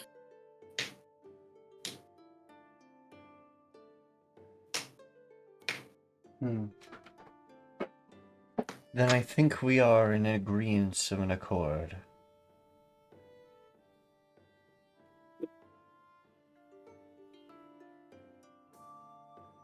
So you will help me take the throne instead of your brother.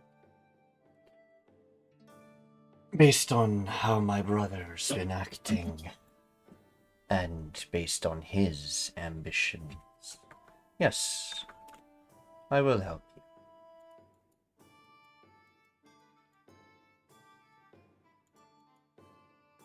You all have been really good to my city and the citizens outside, and helping you is of no problem. I've been tolerating his actions for a while. I don't agree with all of them, but I didn't want to say anything. I wanted to be at least close enough to the end where I could make a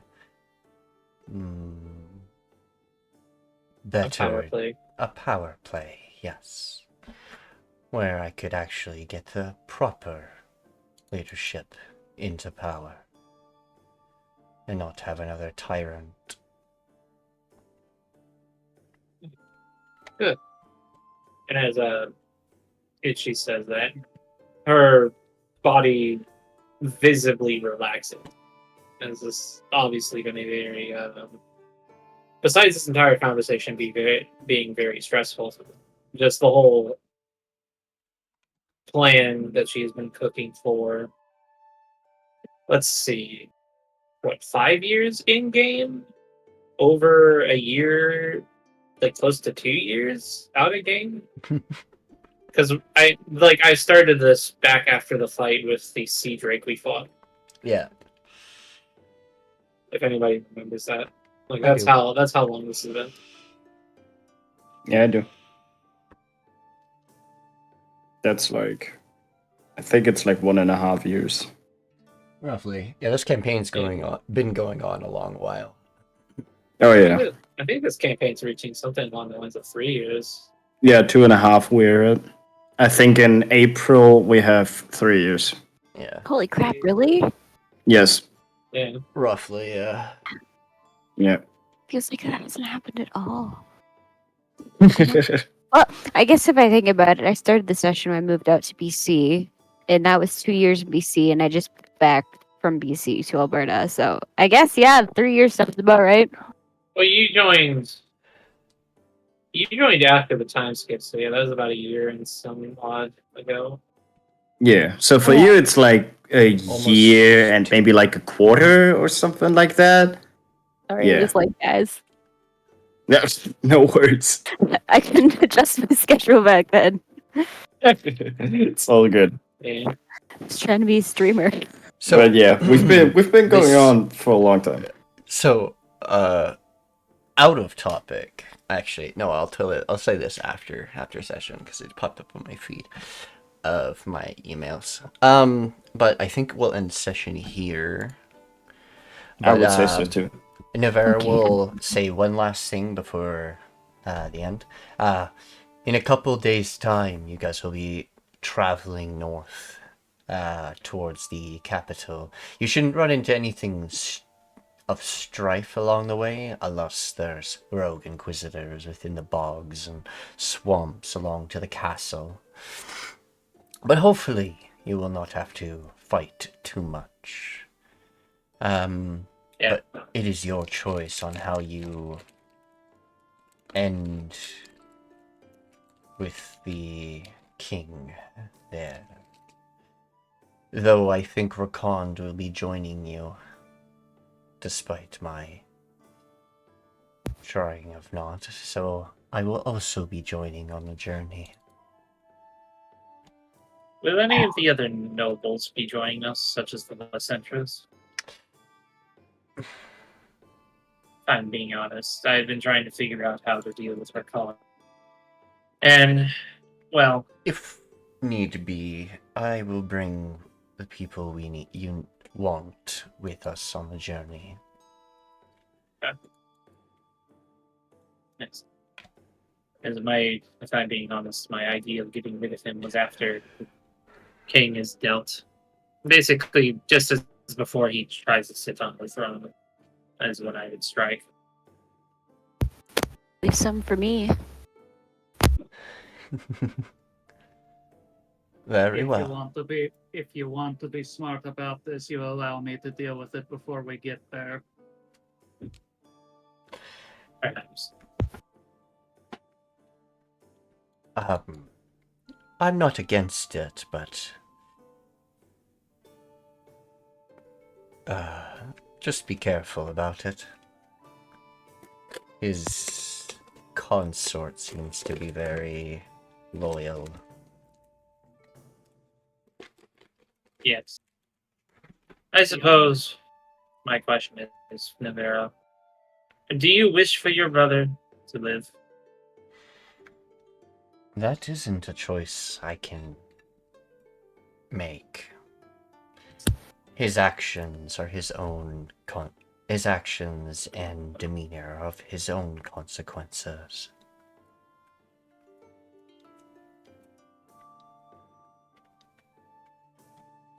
I see.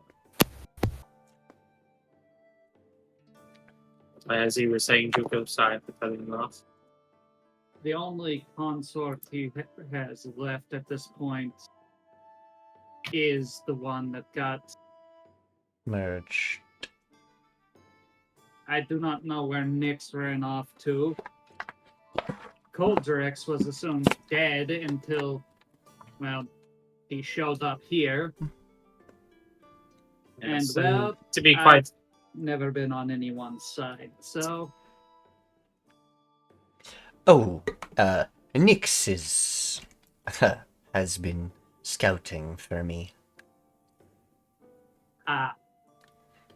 He's been my... You ever fix his obsession with that with trying to find a gold coin? I haven't fixed his obsession with a book, and books, and objects related to the book. And no, I haven't told them about the chest you found in that abandoned city. Though, I've been holding on to it as knowledge for potentially in the future. Maybe as a, if it's the... Hmm? I was gonna say, if it is that thing, I'm pretty confident I could destroy it at this point. Besides my own family sword, well, my family sword was used to try to kill the dragon god. But its main purpose, I've learned, at least in the series of weapons that it was made from, is to kill old ones. You mentioned that Nyx had this book that was related to that chest. Well, I believe we also found another book that contained a piece of an old one, and I promptly destroyed it with a soul lever. A single great old one spread across Narikov. In relations, it was caused by the Von Shadros and Zarkarian. The only way they could technically kill that great old one was separating his body into sealed locations, as Zarkarian was not powerful enough to take him out on his own. But I heard Zarkarian has passed. Wait, what? Died? Gone. Obliterated. What? Oh, that's... I don't know whether that is a good thing or a bad thing. Zarkarian killed many deity-like beings during his excursion. Also was keeping gods and other voidling beings from entering our solar system. It's not that he was keeping them in check or anything. He was greedy and wanted all the followers to himself. If they are dead, that means there is a power vacuum. Well, whatever thing that killed him. Well, I admit I'm a little afraid of it. They were killed by... If this knowledge is correct, they were killed by a Von Shadra. One of the children. That doesn't make sense. I think it was one of the children that was banished.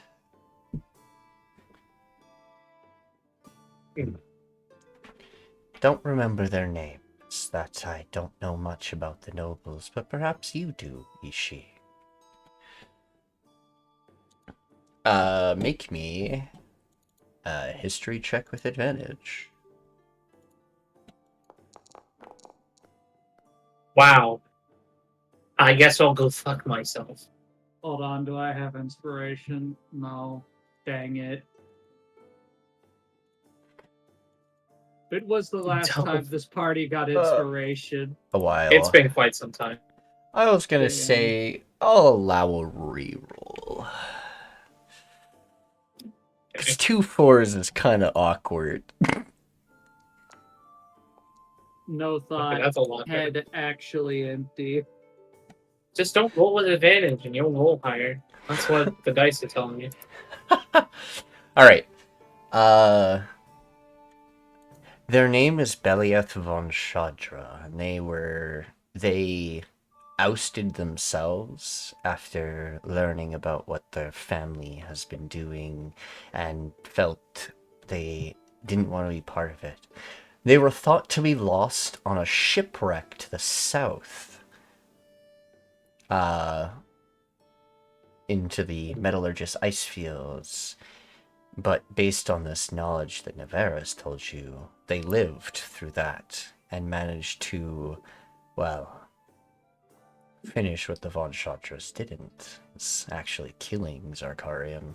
They were manipulating Zarkarian probably for a long time.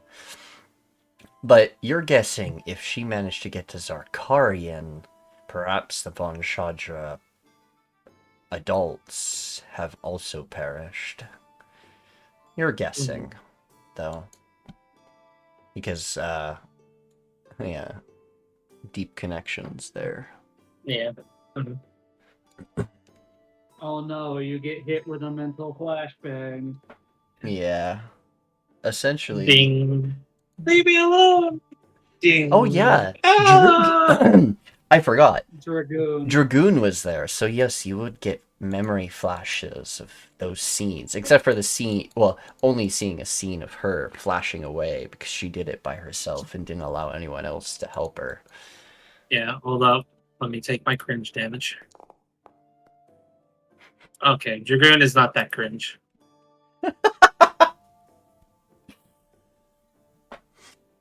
It's been a while since we've had to do that. Yeah. But with that, I think we will end today's session here. I demand a part 2.